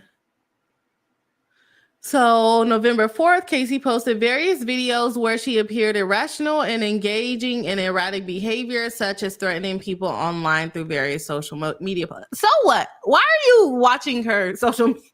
If she's something else crazy on the internet, why is that any of your concern? Why is that any? Oh, she was threatening people. She wasn't threatening me, but she was acting crazy online. Oh, no. There's totally a threat in this video. Just prepare yourself mentally. Like, we'll take a breath afterwards. Like, the plaintiffs were so concerned about defending Casey's mental health and safety, which prompted them to call a wellness check to defendant Casey's local non-emergency hotline. You know what I just realized, Kimmy? We are definitely getting striked. Why? Because we screenshotted the complaint. Oh, Work. That is such a bummer. Oh my gosh, they're gonna get us. Don't be surprised if this video is not up next week. Oh, be very surprised. I'm not the one. No. I don't think I'm big enough for them to come after me, but No, I don't think they care how big you are. Like they don't want negative opinions or anything out because clearly a groundswell can occur. And so if you're small, they think they potentially, I don't know, I'm not in their mind. I think this is insane. They think it's acceptable, so I'm not going to like say that I know what they're thinking. Right. But they seem to habitually do this to creators with smaller platforms. But I mean, Kitty clearly wasn't the one. Jamie doesn't seem like he's the one. I will not be the one. So okay. This woman really said, I'm going to ruin my entire career or potentially put a solid dent in it, all due to my parasocial relationship with an online content creator. Personally, I can't relate to being that much of a detriment to my own narrative and my own life, but I mean, depends on who you are, I guess. This is her acting manic. Anyway, my Facebook account, the Zuckers, that has 30,000 followers and was monetized, is currently something I cannot access. You might notice that I haven't posted anything, I haven't been in my comments, etc. It's not for a lack of trying, I haven't been able to, and now I officially can't get into it, and Facebook's robots that control everything are like, copyright infringement, you can't get back in ever, we're actually going to get rid of it in 180 days, So I'm sitting here like, great, love that for me. I mean, it's whatever, I'll regrow it, or I won't. The most annoying thing is just the fact that it's not even accurate. I think I've made it quite apparent that I'm a stickler for accuracy. Okay. So this is the video, or is this the video afterward? No. So since the videos that they're referencing, we're back to TikTok that they care about. They say that she was acting on the 4th or 5th in response to or after, like following having her Facebook account taken away. She began acting erratic. She posted various videos where she seemed... This is the erratic behavior. And to be very clear, I'm not saying that they're referring to this video, but this is recorded the same day and discussing the same things. Mm-hmm. What? Yeah. It's after the Facebook shutout. So, I mean... Right. Because that's even like a clipped version where for a couple of minutes, she's just talking logistics. She's like, well, I had a backup channel, but I know that I've had people spoofed, so that's why I'm posting here. And so, like, and she's just discussing, all right, so, like, I've had fake channels or whatever, like, made of me before. This is me in my face saying, no, I got locked out. Like, come join me over here. But then at the end, maybe that's because... Like I said, these are not the videos they're referring to, but it's the same day and about the same situation. And so I would think that this gives... So we're supposed to just assume from this temperament, she just went all erratic. Or is about to. This is the mindset of... This is calm before the storm. Yeah. Irrational and erratic, threatening people online through various social media platforms. Well, listen to the threat. She gets so scary. Oh my gosh. I got locked out of my account. Okay, let's see. Are you gonna... I know it's rather cruel of me to be leaving you guys on a bit of a cliffhanger. I know you want the details. I know how the internet works, okay? I am acutely aware of how the internet works. But I have to also get ahead of this because me being on my own page, trying to make sure people know that I am over here now and that this is going to be gone. Like, why did I suddenly go quiet? Anything like that. It's because I'm literally locked out. I can't get in. And no, this new page is not a scam. So I have to get ahead of it. But when I say I'm not going to let things just slide, if y'all thought I was going to let anything slide, you do not know me. Because you guys know me. I am a demon. And I follow demonic rules of engagement. If you're going to give me this kind of energy, well, it's exactly the kind of energy you're going to get back. Is that the threat? Do you need a minute? You good? Is that a threat? I'm going to be demonic. Yeah, scary. I'm gonna give what I get. Yeah. I'm still waiting to see the erraticness. I know you said this is not the video, but yeah, I just don't.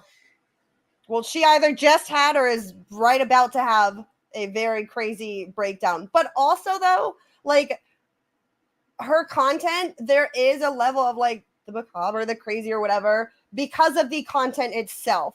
So if you Right. look at the situation and the content in the context, and you use your big girl brains, then like. But you know what, though? To be fair, I shouldn't have said the big girl brain thing, because in that video, she does say, well, I'm getting all my ducks in a row to make sure, like, this nonsense I'm dealing with, I'm taking care of it. So then they call and Right. get a wellness check on her. That's funny timing, right? I'll take care of it. Like she's Yeah. just this ex murderer or something. Yeah, let's discredit her. Right. I don't know. I think they're reaching. I think with all of this being online and being on the internet, I'm sure she's going to have some type of archives of all of these videos that she's claiming that she was doing all of this. And then if you show, let's say she got a little bit more hyped after this video, right? How much more is it going to be? And two, you don't know that lady. So don't you think that her fans would have called for help if they thought she was acting strange? But you, who is putting up copyright strikes against her, why would I trust you to be the one to call for help for me? I think she would trust her fans over Lauren the Mortician and Jeanette Braun, who is an IP lawyer. And then I guess Lauren the Mortician may have been concerned because, you know, she's a mortician and she knew that if she kept being erratic, she can die. I mean, I don't know. Like, what was the thought process behind this? I mean, like I said, they have different thought processes behind what's acceptable and what's batshit. That's the only thing it can be, because that doesn't make any sense to me at all. Yeah, but have you heard the calls? Yes. Okay, because those are on the next slide that like they call, and I don't know if I'm projecting or what, but the 911 dispatch just sounds so disinterested. And well, how do you know? Oh no, she was like fairly disinterested. She's Yeah. not interested at all. right. And Janet, I think, mentions that she's a lawyer, like, I don't want to be hyperbolic, only like 472 times. Right. Like, Let's see. Hello, my name is Jeanette. Braun. Why did they draw this picture? I love it.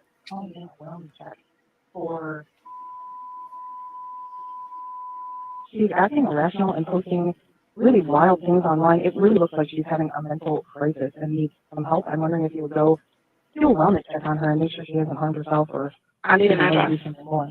Sure, the address is, I have it. Coming now. I have to pull it up. Mm-mm.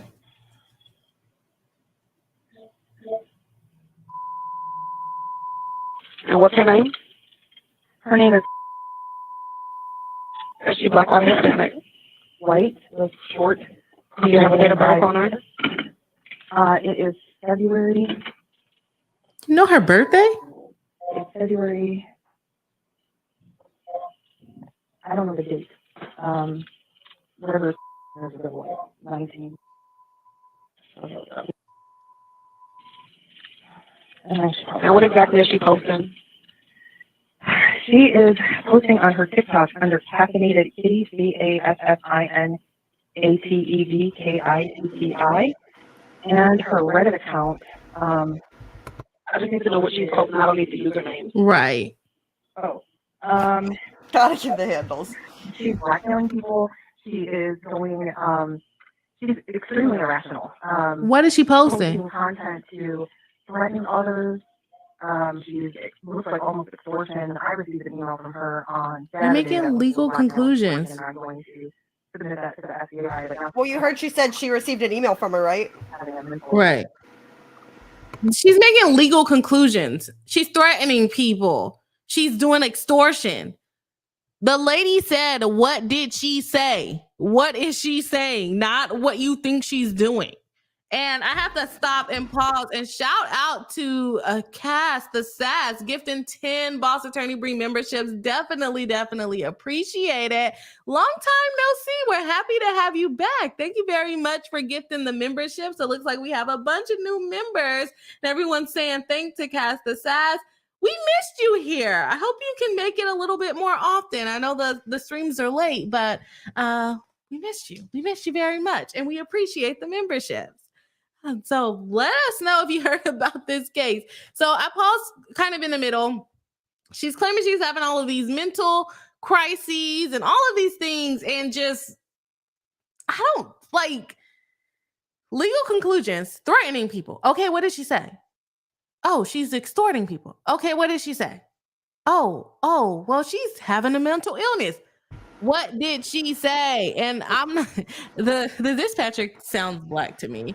I know you're not supposed to guess people raised by the voice that they have, but she, if I had to guess, the dispatcher is And black. asked Lauren, the mortician herself, Oh gosh, who's gonna throw out. I messed it up.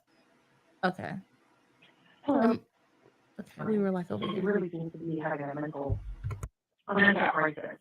Is this relative of yours or? No, She's black I for don't know. sure. Sorry, I had to fix something. Why does it keep starting? Oh no, this is the wrong page. Yes. Okay.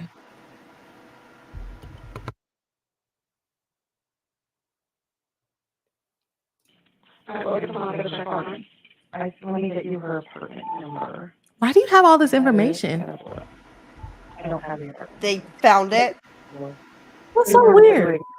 Right. And then want to act like saviors in the court case that they're protecting it.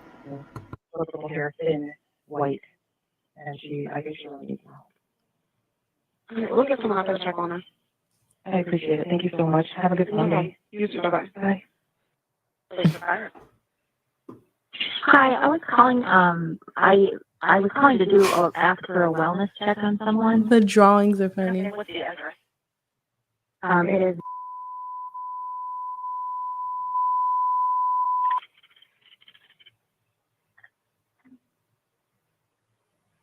And a wellness check is not just because someone's acting erratic, I'd like to though, remain right? anonymous if I could. I know that's awkward, but No, it's not.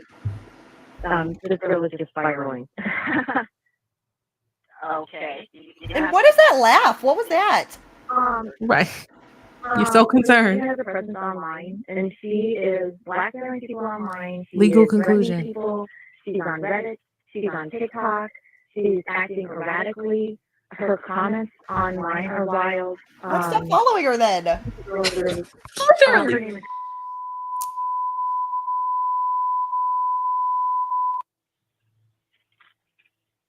Do you have her date of birth?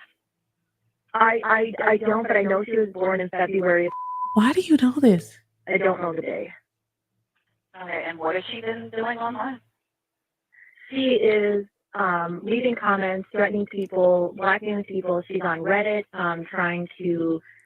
Is this like a rehearsed story? To go after Listen, she can't be on Reddit. Just acting. You or someone you know? No. Somebody I know online. Okay. Yeah, she's acting irrational, erratic. And honestly, I just wonder if her mental health is okay. Like, so she's gonna harm herself or other people because this. Did she mention anything about harming herself? Did she say that? No. She's The like, put answer out is that no. she didn't. But at this Yeah, the answer is no. This is just not like her normal stuff at all to be posted. So you Because actually she knows. From online. You know you don't know her. You don't know her personally, you just know her online. Yeah, Okay, and you don't want to leave your name. No. Okay. All right. Thank you. Thank you. She said, all right, bye. She said, you don't want to leave your name. Okay. Get off my phone line. Right? Get off my phone line. You can't tell me what she's doing. You can't tell me her name. And you don't even know the lady. Right. Like, do you need to be checked on, ma'am? Are you having an issue right now? That would have been my next question. Excuse me, what's your address? Right. Like, is she in the room with us right now? Like, what's up? What's your name? I think we need to wellness check on you. Okay. Yeah. Oh, you don't want a stranger checking on you?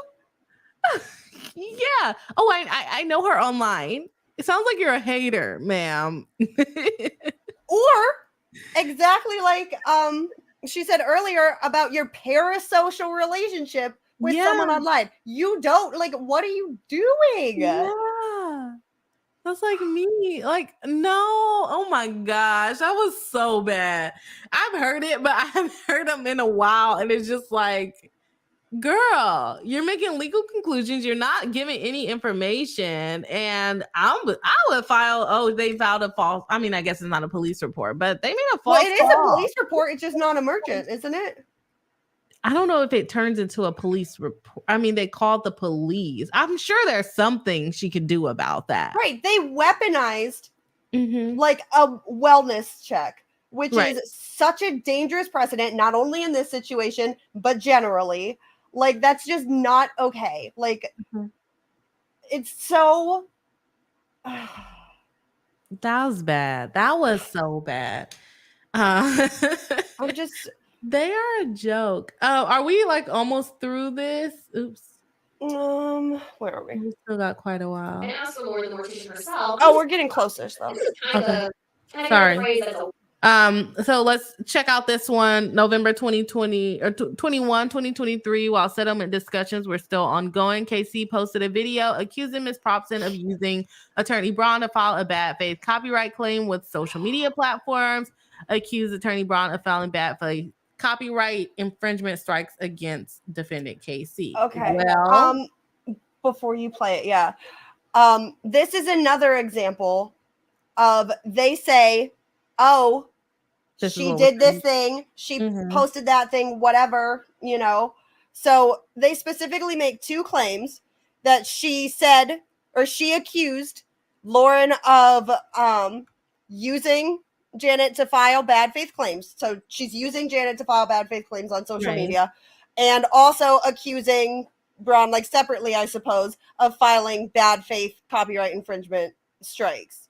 So just listen to the wording of this and see if you think either of those things are said. Let's see what we think, chat. And as for Laura the Mortician herself, I'm just going to throw out there that this is kind of you heard the phrase that's a weird hill to die on. Well, to make it more hashtag on brand for your channel, Lauren, this is kind of an odd pool to drown in because you yourself consistently use trademarked IPs. I mean, you've used the Jaws audio before. You also use things like the Beetlejuice audios right from the movies, other things. You use other content creators' content and their pictures of their comment section and all the things you are saying in your case are trademarkable, copyright infringement, etc.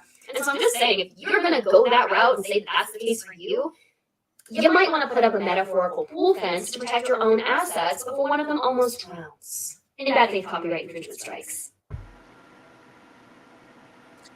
Yeah, I mean, she insinuates, but she doesn't really say. She accused her of filing bad faith copyright strikes. She didn't say anything about attorney Braun for one.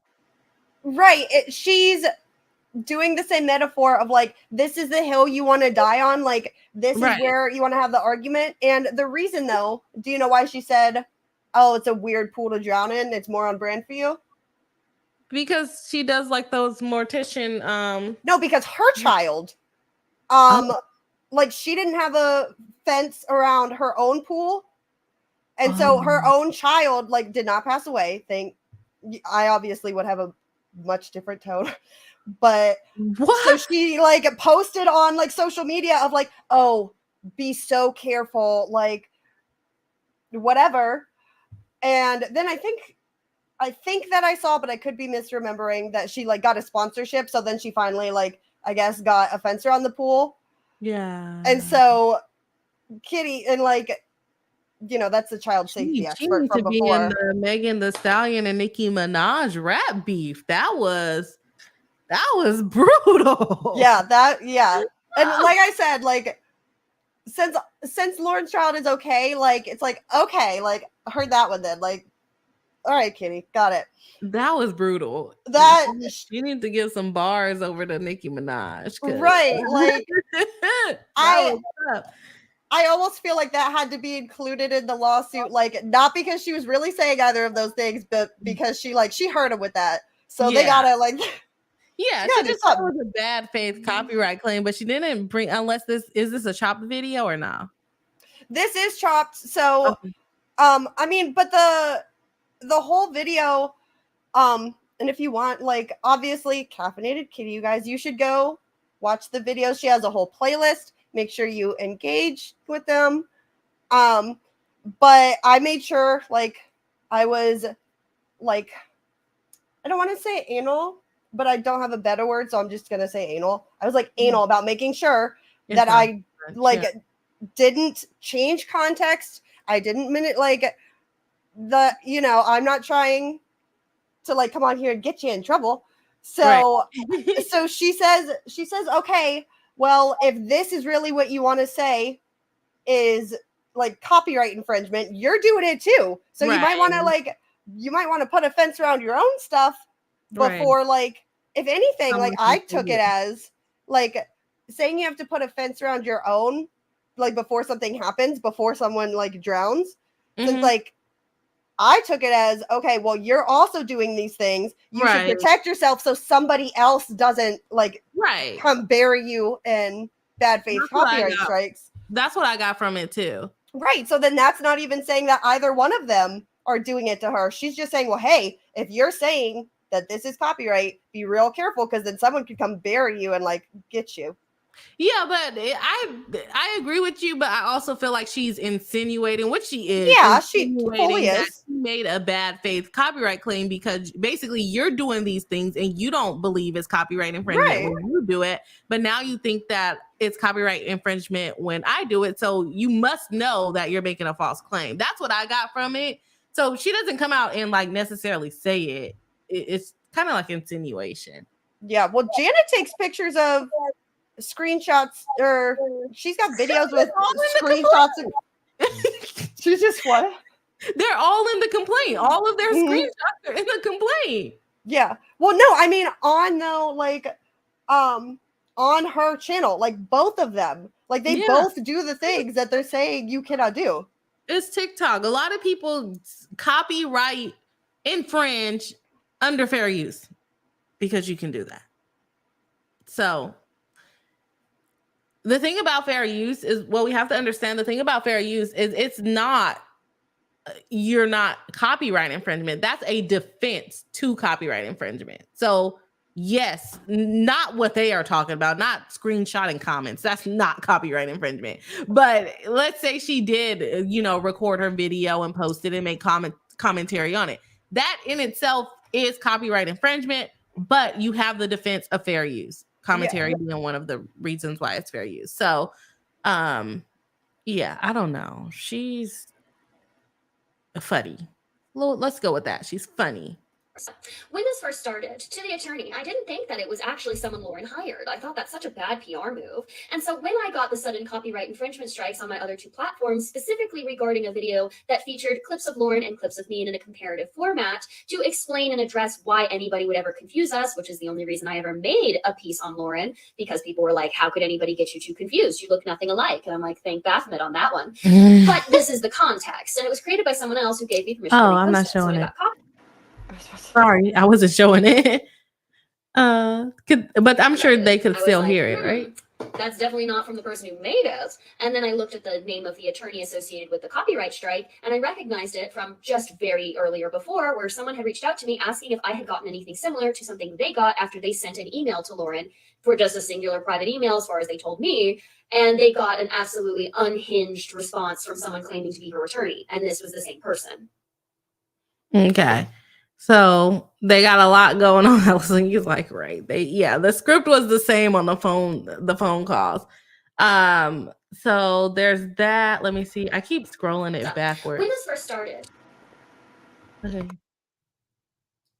And it is such a bizarre copyright infringement strike because going above and beyond the like clip to clip comparison, she's also claiming that a screenshot of a comment Lauren made on her page equals copywritten material that is infringed upon. It's not. And like literally just the picture of Lauren's public Instagram that was in that video because I was showing the live screen recording of bouncing around to prove like, yes, this is her page. Yes, she's liking this content that's being considered transphobic. Here's the resources. That was also apparently, to Jeanette and Lauren's perspective, copyright infringement.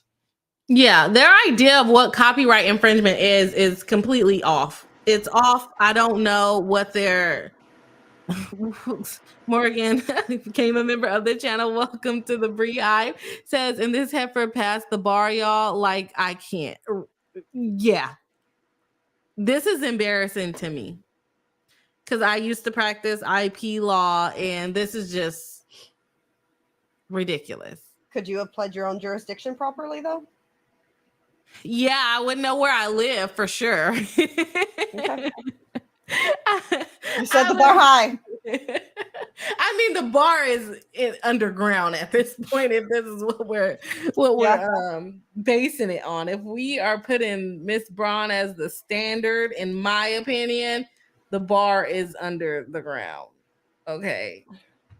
Yeah. Okay, so this was, they talk about how many times the video was viewed. That's fine. Yes, people saw it, but is it defamation? I don't know about that. Well, okay. Yeah, they're mad. And then they also say how they think she's making money on it. And then she probably is. A TikTok pays you. Yeah. And then after saying that, they also bring up the GoFundMe, which it's like, okay, well, she lost a monetized platform. Yeah. And to put back to back, oh, she's making money through these videos. And then she also did a GoFundMe. Like, okay, calm down. It's like, what do you, it just feels, I don't know. It's icky. They revealed Casey revealed Attorney Braun's name and identity by posting a portion of Attorney Braun's cease and desist. So what? What? What do you mean they revealed her name? Is she Superman? Is she Batman? Well, also though, she is just as, if not more popular than Batman, because in it, like I've got it highlighted. So her identity is, which Kitty like essentially like redlined the crap out of this. Mm-hmm. So she says, like, the proper way to address me in communications is Miss Braun. You and I are not on a first name basis. Attorney Braun would also suffice. So that's her identity. Like, there's no other Miss or Attorney Brauns in the world. Everyone knows she is that famous Attorney Braun. Like, oh, whoa. Like, clearly she just doxed the heck out of her. You sent a cease and desist letter. There's nothing confidential about a cease and desist letter. There's nothing confidential about your name as an attorney. Okay, so if someone wanted to go through and search every single Attorney Braun in the United States of America, each state, go through each of their attorney searches, they will find you. It's a pretty hot take for someone who sent the cops to a stranger's house. Like, I hope the cops didn't actually show up. It's a pretty hot take for a lady to be on the internet under Braun IP and sending cease and desist letters to people often, and then your last name is Braun. Let me type in Attorney Braun on TikTok and see who I find. It's gonna be you, and then guess what? They know what your law firm name is. You look that thing up, and then all of a sudden you're on the state bar for Illinois, and now they know your name. Oh, I am literally the only person with my name on my state bar website. So if anybody knows my first and last name, you will find me. If you learn where I work, you will find me on the state bar. It doesn't even give her first name, though. It just says Braun. It doesn't say what state. It doesn't say her first name. Like, she really, I feel like, is kind of thinking highly of herself. That anyone will hear Braun and say, oh, I know who that is. You're saying your name, you're representing someone, it's not doxing. You are the attorney. Right. Well, this lady is out of control. I cannot believe this. Okay. On or around December 8th. Oh, gosh. On around December 8th of 2020, I think I was in I was back from New York at that point. Defendant Casey published her email response to Attorney Braun and falsely claiming that Attorney Braun filed a false copyright claim and that she was a fan of Lauren the Mortician that was not actually retained to be Ms. Propson's attorney. Upon information and belief, Defendant Casey knowingly published these statements after learning that Attorney Braun was in fact retained by Ms. Propson. The below screenshot is an accurate copy of the GoFundMe page, and I think that copies the cease and desist letter, right? Mm-hmm. And then, oh no, that's her saying something. So, okay. Okay, so then it would have just been the girls afterwards, but since I thought that would be a time to end it, there's just one last little thing. Okay. Cool. Oh. Okay, thanks, bye. Yeah, that's a good job on the PowerPoint, Kimmy. I definitely appreciate that. That was a really good job. These people are they're insane. I don't know any better words but to just say this is insane. A screenshot of when I read that in the complaint, I was wondering what it was. I didn't really pay attention to it when I read that part, as far as she posted something on Facebook and it was a screenshot of her actual work. And I'm like, I don't really see how that can be copyright infringement. Now that I see what they're talking about, I'm like, you have got to be kidding me right now. I don't think they're going to come off as very likable to any judge. That's my opinion. And this judge, because the judge actually already responded today to the motion that was filed today. Really? The one to seal was already granted. Okay. This judge is on it. So yeah, and the fact that the judge already called them out and cited case law for them, as far as why is this in my courtroom? I think they should dismiss the case and go about their life. Maybe if I were South Carolina, you'll get a nicer judge. Right. Yeah, this is completely ridiculous. I'm probably going to read some of the comments because we've been talking for a long time and, Bree Hive likes to talk about their comments. Oh, what did I do? Okay. So I'm probably going to jump into some of the comments and then I got to log off, y'all. It's almost 11 o'clock. I know it's late where y'all are, but my bedtime. Bedtime is almost going to pass. So let me I'm going to come up a little bit and try to bounce around in here. Oh, you had starred some. So let's start with the starred ones and then we'll go from there. So Hello Swanky has said we're probably way behind. This is from 8:30. It's 10:30. Oh, we're super behind. Yeah. So I think we already got them. That one. And then LaJordan had said pseudo experts are such a problem on social media right now. When people have expertise, in something, people start believing them on everything tangent. Why y'all be using these big words? I can't read. Tangential, related, tangentially. Tangentially. Who knows? I don't know. I feel like it's supposed to be pronounced. I'm over that word. It's fine. Right. Yeah. Let's skip it. Close to. We're going to go with that. Can't believe she started all of this. Agree with you. LaJordan says they would have opened a big old can of worms. They did, and they are. Equality says, hello, I'm back. I see we have Jamie now. Oh yeah, we're way behind. We are way behind. Noelle says Lauren is messy. Janet is a hot mess in her opinion.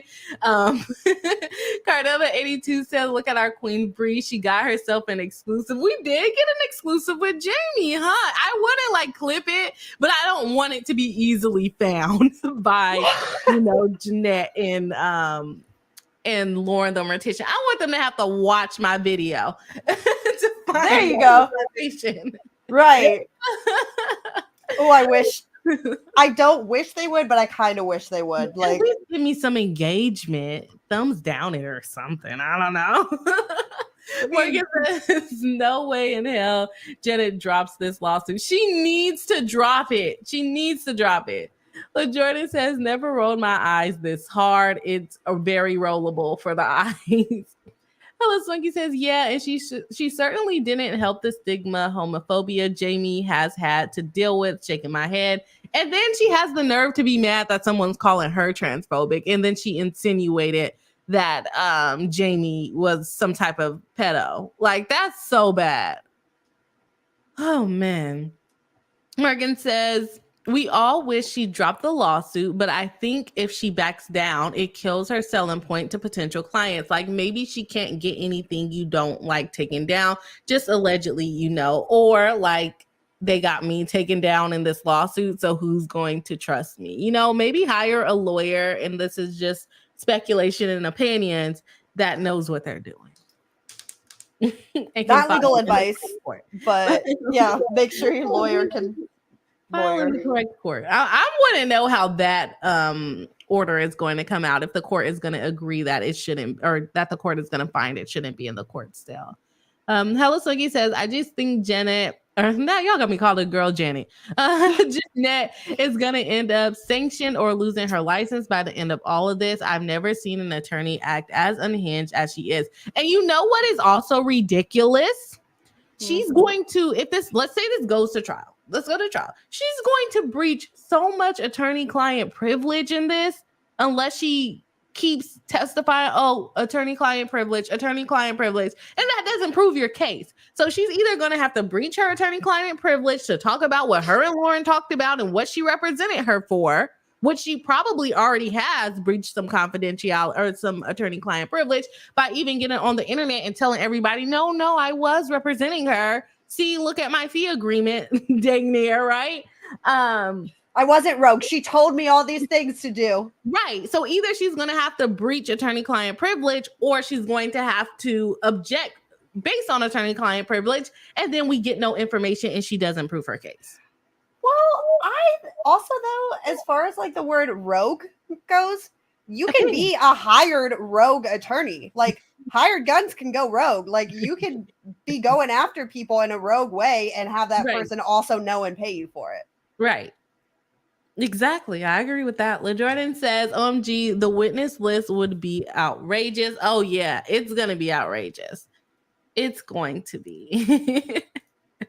This is out of control. All of the happy squirrel says, I'm too old for Discord. Same, Jamie, same. Oh, Jamie did say that. I'm too old for Discord. And again, thank you so much to Cast the Sass for the 10 Boss Attorney Bree memberships. Definitely appreciate it.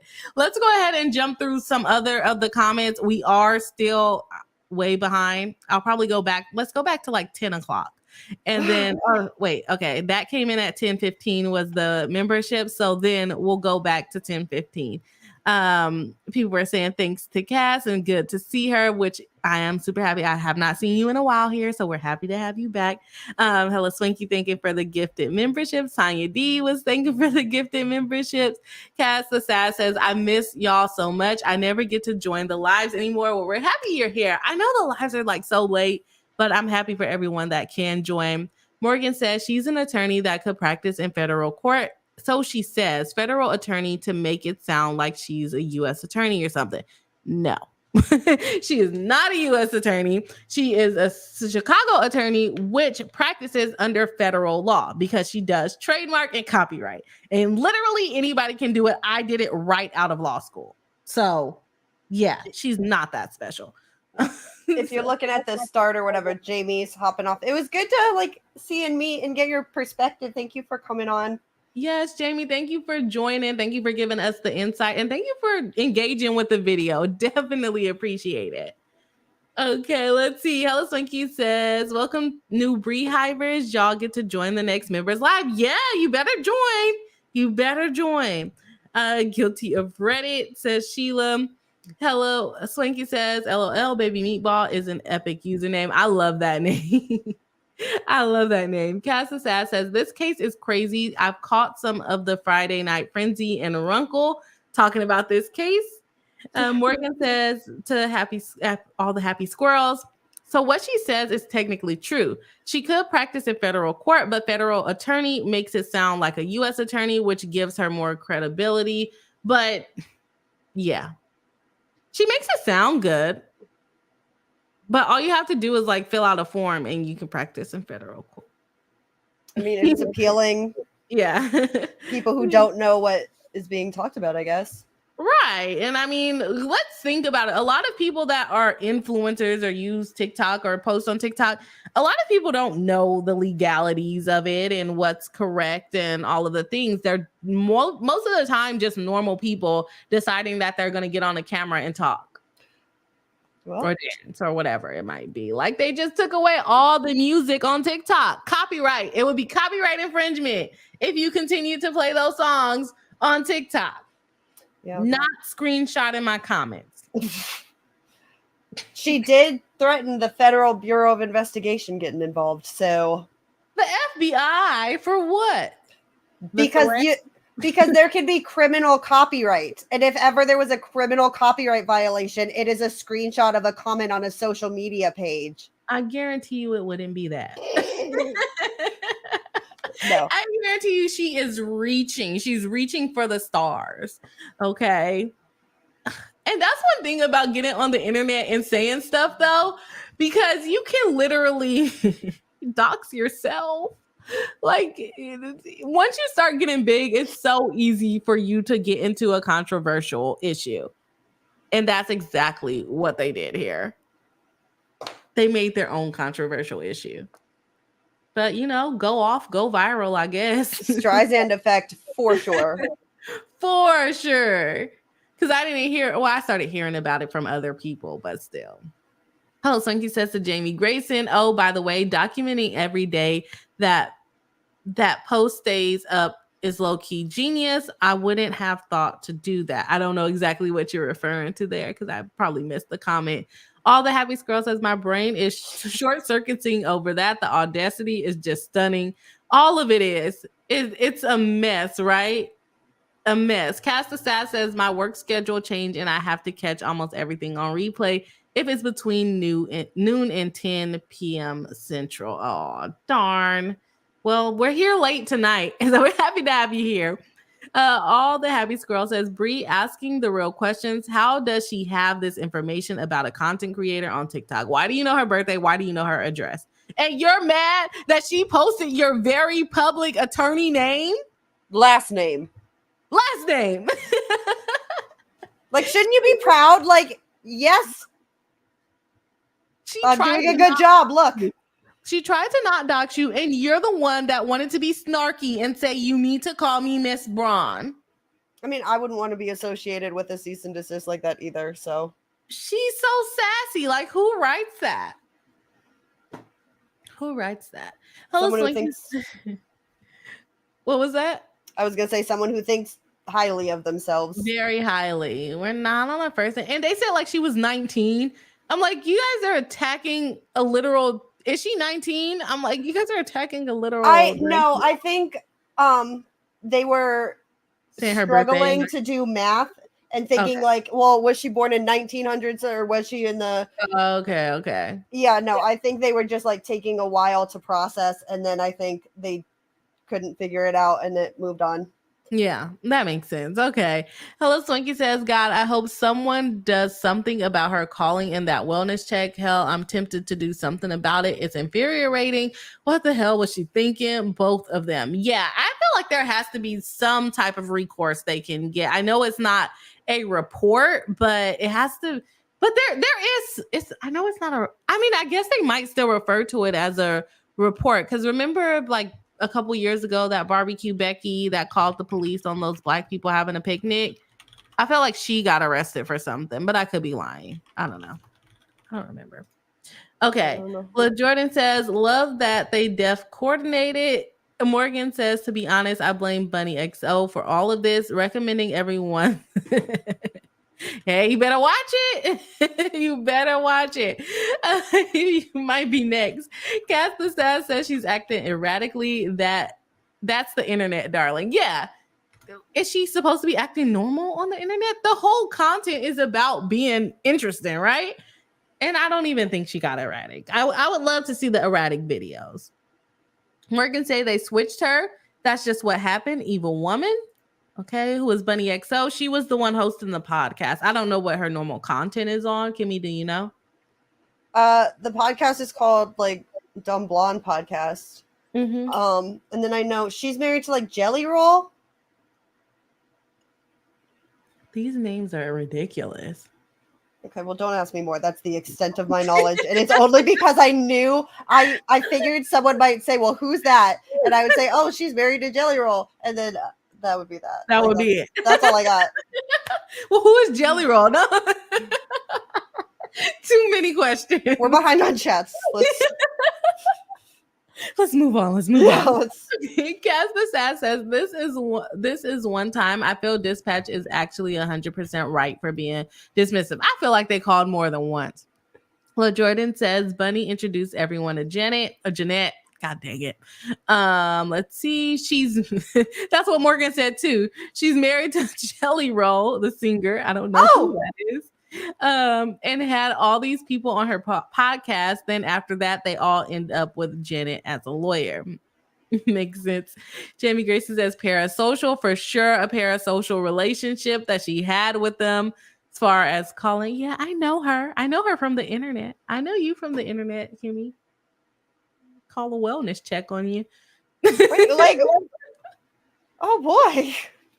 But I think we have more than a parasocial relationship, at least. I would like to think so. What kind of comparison is that? Oh my God. I just know you from the internet. I don't know you in real life. Okay, that's fine. That's fine. Well, I guess I met you on the internet, but I also met my husband on the internet. So here we are. Aww.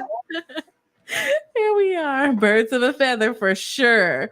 Morgan says a ton of people end up with false copyright claims on their filed on their behalf by Janet shortly after the podcast appearance. That's what they're claiming people are saying. Hella Swanky says, oh yeah, Dispatch didn't sound like she believed her at all. Not at all. She wanted to go home. You know her? Yeah. She's like, and you know her? Hella's like, do you know her?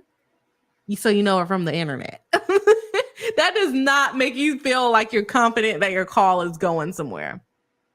Casa Sass says, I literally followed Lauren the Mortician on Facebook like a month before all of this began. And I was like, wait, why is she over here being all crazy? Because she seemed so cool a couple weeks ago. And I said the same thing. I watched her videos on TikTok. I didn't subscribe or follow to her, but I did watch her videos. I thought they were interesting, but yeah, I just can't believe she still has like 2 million followers on TikTok after all of this. Well, why didn't TikTok side with her and take it down then?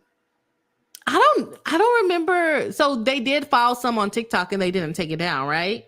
Right. That's what I'm saying. Yeah. Okay. Like, I didn't know. I thought she only filed the one on Facebook. Oh but... no. She filed it everywhere she could. And in that one video, she said like they filed multiple. Like they filed the reason that the Facebook got taken down. And remember, I was like, oh, it's interesting you say you only commented on that one post, but they did it multiple times apparently. Right. They claimed on multiple different things in the same whatever, and multiple strikes apparently are multiple strikes. So it's a mess. Yeah. All the happy squirrel says, I am shocked they swatted her over TikTok beef. Who does that right? Pastor Stat says, okay, what is that hat and shirt? I kind of love and hate it, and now I need it. I was looking at that too. She had like the hat with the different stages of the moon, and then the shirt was also different stages. I thought it looked pretty cool. The way she does her like makeup is cool too. She does like different little. Yeah. If she is 19, she's a super cool 19-year-old. Yeah. And very eloquent for 19. I would be very surprised if she is actually 19. Yeah. All Happy Squirrel says, sorry, Dr. Moo, that was an insensitive term phrase. I don't know exactly. Oh, who's Dr. Moo? Because she said TikTok beef, and she goes, that was insensitive. Who's Dr. Moo?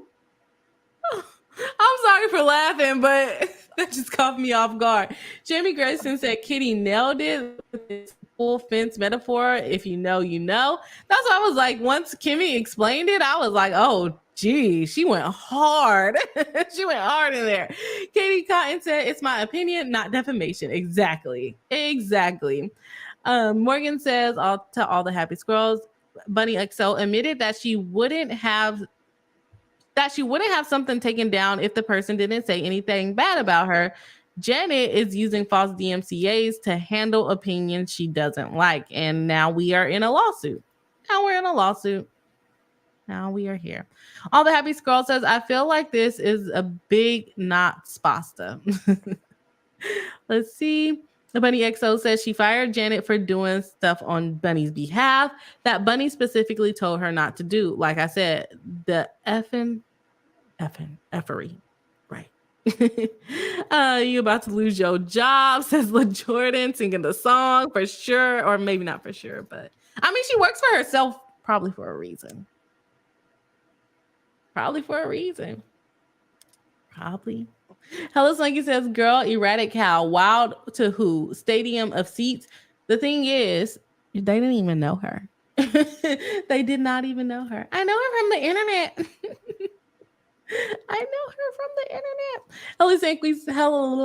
Hello Slinky says, Bree, they got dang near the same script. Yeah, they were saying the same thing on that police call for sure. I'm not saying that Jeanette told her to call the police, but I'm not saying she didn't tell her. Lauren. If she did, she should have done a better job. Yeah. No, I don't know her. She's just being erratic. She's threatening people. Well, she sent me an email last Saturday. It was not nice. She's being mean to me. Log off. Follow someone else. Do Block literally her. anything else. Like literally, there's so many avenues you can do other than calling the police. Okay. Turn it into you about to lose your license. Man, she cannot come out on top on this. Like, I will have to eat my words if she comes out on top. I cannot. She cannot. Morgan says, oh, and that cease and desist, that thing is hilarious. I have not read it yet. What did you hear? Oh, I don't know. I'm so behind. All the happy squirrel says, okay, but I'm so happily distracted by that glorious hat. Yeah, it was a nice ensemble. Morgan says this lady tried to copy in Kitty's mama on the cease and desist and used the wrong email address and sent all Kitty's personal information to a random person. Really? So That's the document stuff? So what I saw, unless it was multiple different things, is when they like emailed, they also like copied in her mommy and also a random person that seems to like maybe be from a theater company that they used to work at or used to associate with or something, like telling your mommy and also an employer or something. Your boss. So tattletelling. Yeah. Casa Sass says, I had no idea about the transphobe stuff until Runkle mentioned it. I definitely didn't see any of that content when I followed her on Facebook. I don't do the TikTok because I already lose myself in IG. Makes sense. Morgan says, yes, try to intimidate her in the midst of all of her typos. Oh, I gotta read it. I know you gave me a copy of it. I just haven't had the chance to read it yet. The literal audacity. Agreed. The cease and desist letter. Please read it. I'm not gonna read it online because if it's typos like you're saying it is, I do not want to trip through that. The cops. Okay, Katie says the cops did show up. Yeah, they did. Okay, I thought maybe they just ignored them. Well, no, they showed up, but they agreed that like, oh, so this is, well, according to like how Kitty told it, they agreed that like the situation was not a real, like that. Yeah. They said it was unfounded, basically. No, that was fair. Hello Swinky says, after sending cops to her home and doxing her, fair. Morgan says, cop def showed up. Cass the Sass says, all the happy squirrels. Yeah, I just can't do it. Besides, you can see most of it on Facebook and IG. Oh, as far as TikTok goes. Yeah, that makes sense. Sheila says, clearly she doesn't realize this is not doxing. It's not. She's a public person on freaking the internet. Anyone can find her. Her just having that TikTok account, people can find her. So, yeah. Okay, let's see here. Sheila says, I thought I knew this name. Hey there, Kimmy. Oh. Kimmy's on live tonight. Doing the paralegal duties. All the happiest girl says is giving a door hanging ajar, no longer connected to the door frame. Agree. I like that. All right, we hit 63 likes. Shout out to the Bree Hive. If you guys have not hit the like button, please do. Let's see how many likes we can end the stream with. I got a few more comments to go, and then we are gonna log off. Okay. Morgan says just needs to be one stream just needs to be reviewing the dang cease and desist. It's actually a train wreck. Oh gosh. Decipher the cease and desist because it was like 6 pages, wasn't it? Yeah. I mean, maybe Kitty will give you her like red line version. Okay. Okay, flying the Boeing. Not the Boeing 737. What are y'all talking about? Hunger of Lions, like the name, says, I think Kitty was reasonable questioning if Janet was a real lawyer because of the Jaunty's conduct. I don't know what Jaunty's means. I don't know what that means, but yeah, I mean, I would question it too at this point. Oh gosh, I got even further behind. So I thought I had a couple of more chats, but I'm gonna have to skip some of them. Sorry, y'all. It's been a lot tonight. So let me just check in on a couple more chats, and then we're gonna pop off this thing. Morgan says, I can't believe her dang attorney requested to file proof of service under seal to not docs, but filed them at the same time as a request to seal, so they weren't sealed. Exactly. She's like, oh yeah, let me file this under seal, but at the same time, I'm still gonna tell you. I mean, and it's only the state. So at least it's not like I redacted our copy. When? For Lauren before I put the stuff in the drive today, like they had like more information on those. On Lauren's? I'm not no, Lauren. No. Lauren's attorney did for the others. Oh, it didn't look like you redacted anything on as far I did a lot of it in white, so it wouldn't be as okay. Because I didn't want to like make it obvious or awkward or have people be like, oh, so there's Yeah, okay, that makes sense. I was like, I didn't see it. Okay. Cassie says, Bree, you made me laugh out loud and I woke up my husband. I'm sorry. I don't even know what I said. Casper Sass says, me too. I met my husband on Tinder. Actually, we're celebrating 10-year anniversary. Oh, yeah. Congratulations. 10 years. That's awesome. That is awesome. Morgan says, I gave up on Tinder. It's a tough world out there, okay? In the dating app scene.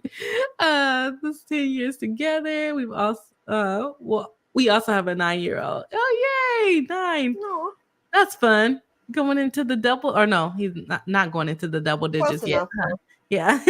Morgan says, like she's being a meanie poo head. Let me call the police on her. Like, I've never seen that happen before. Tiny D says, okay, glad you made it. Tiny D says, this has been one of the longest streams ever. I know. Shout out to Kimmy. No, we probably would have also finished a little earlier if we didn't get that exclusive with Jamie too. So it still would have been a 3-hour live stream. And the technical difficulties. No, I was still covering stuff by the time you came up. Oh no, we were running out of things to cover. Oh no, I was ready. I was just, since I saw Jamie was here and I knew you were going to go through other stuff first, I was like, well then, like, that's my toxic trait. I think I can like finish things way faster than I can. So I was like, cool, I'm gonna put more stuff and then let me add more things. Cassie Sass says, thank y'all. He's definitely the best things that ever happened to me. I'm very blessed. Oh, that's so sweet. Oh. Hella Slanky says to Tiny, I know at least it was an interesting topic though, and we should all get some good sleep. Yeah, I hope I sleep tonight. Cassie says, okay, y'all, it's time for us all to go to bed. Yes, we do. Yeah. Apparently not drink wine and watch lives too. No, we love the commentary. Definitely loved your commentary in here. Thank you, everyone that joined the live tonight. Thank you, Kimmy, for making the PowerPoint and joining the live tonight. Shout out to Jamie for giving us that exclusive. And also thank you for joining the live tonight. And really shout out to the Bree Hive. We are sitting here at 66 likes on a live stream. We have surpassed a lot of our top live likes in a very long time. So shout out to the chat for making it happen. I hope everyone has a good, or let me applause. Okay, yeah, applause for hitting the like goal or surpassing that like goal by 16. Shout out to us. And I hope everyone really has a good weekend have a good weekend. And I will see y'all all on the next live stream. Have a good night. Don't drink too much wine. And I'll see you later. Good night.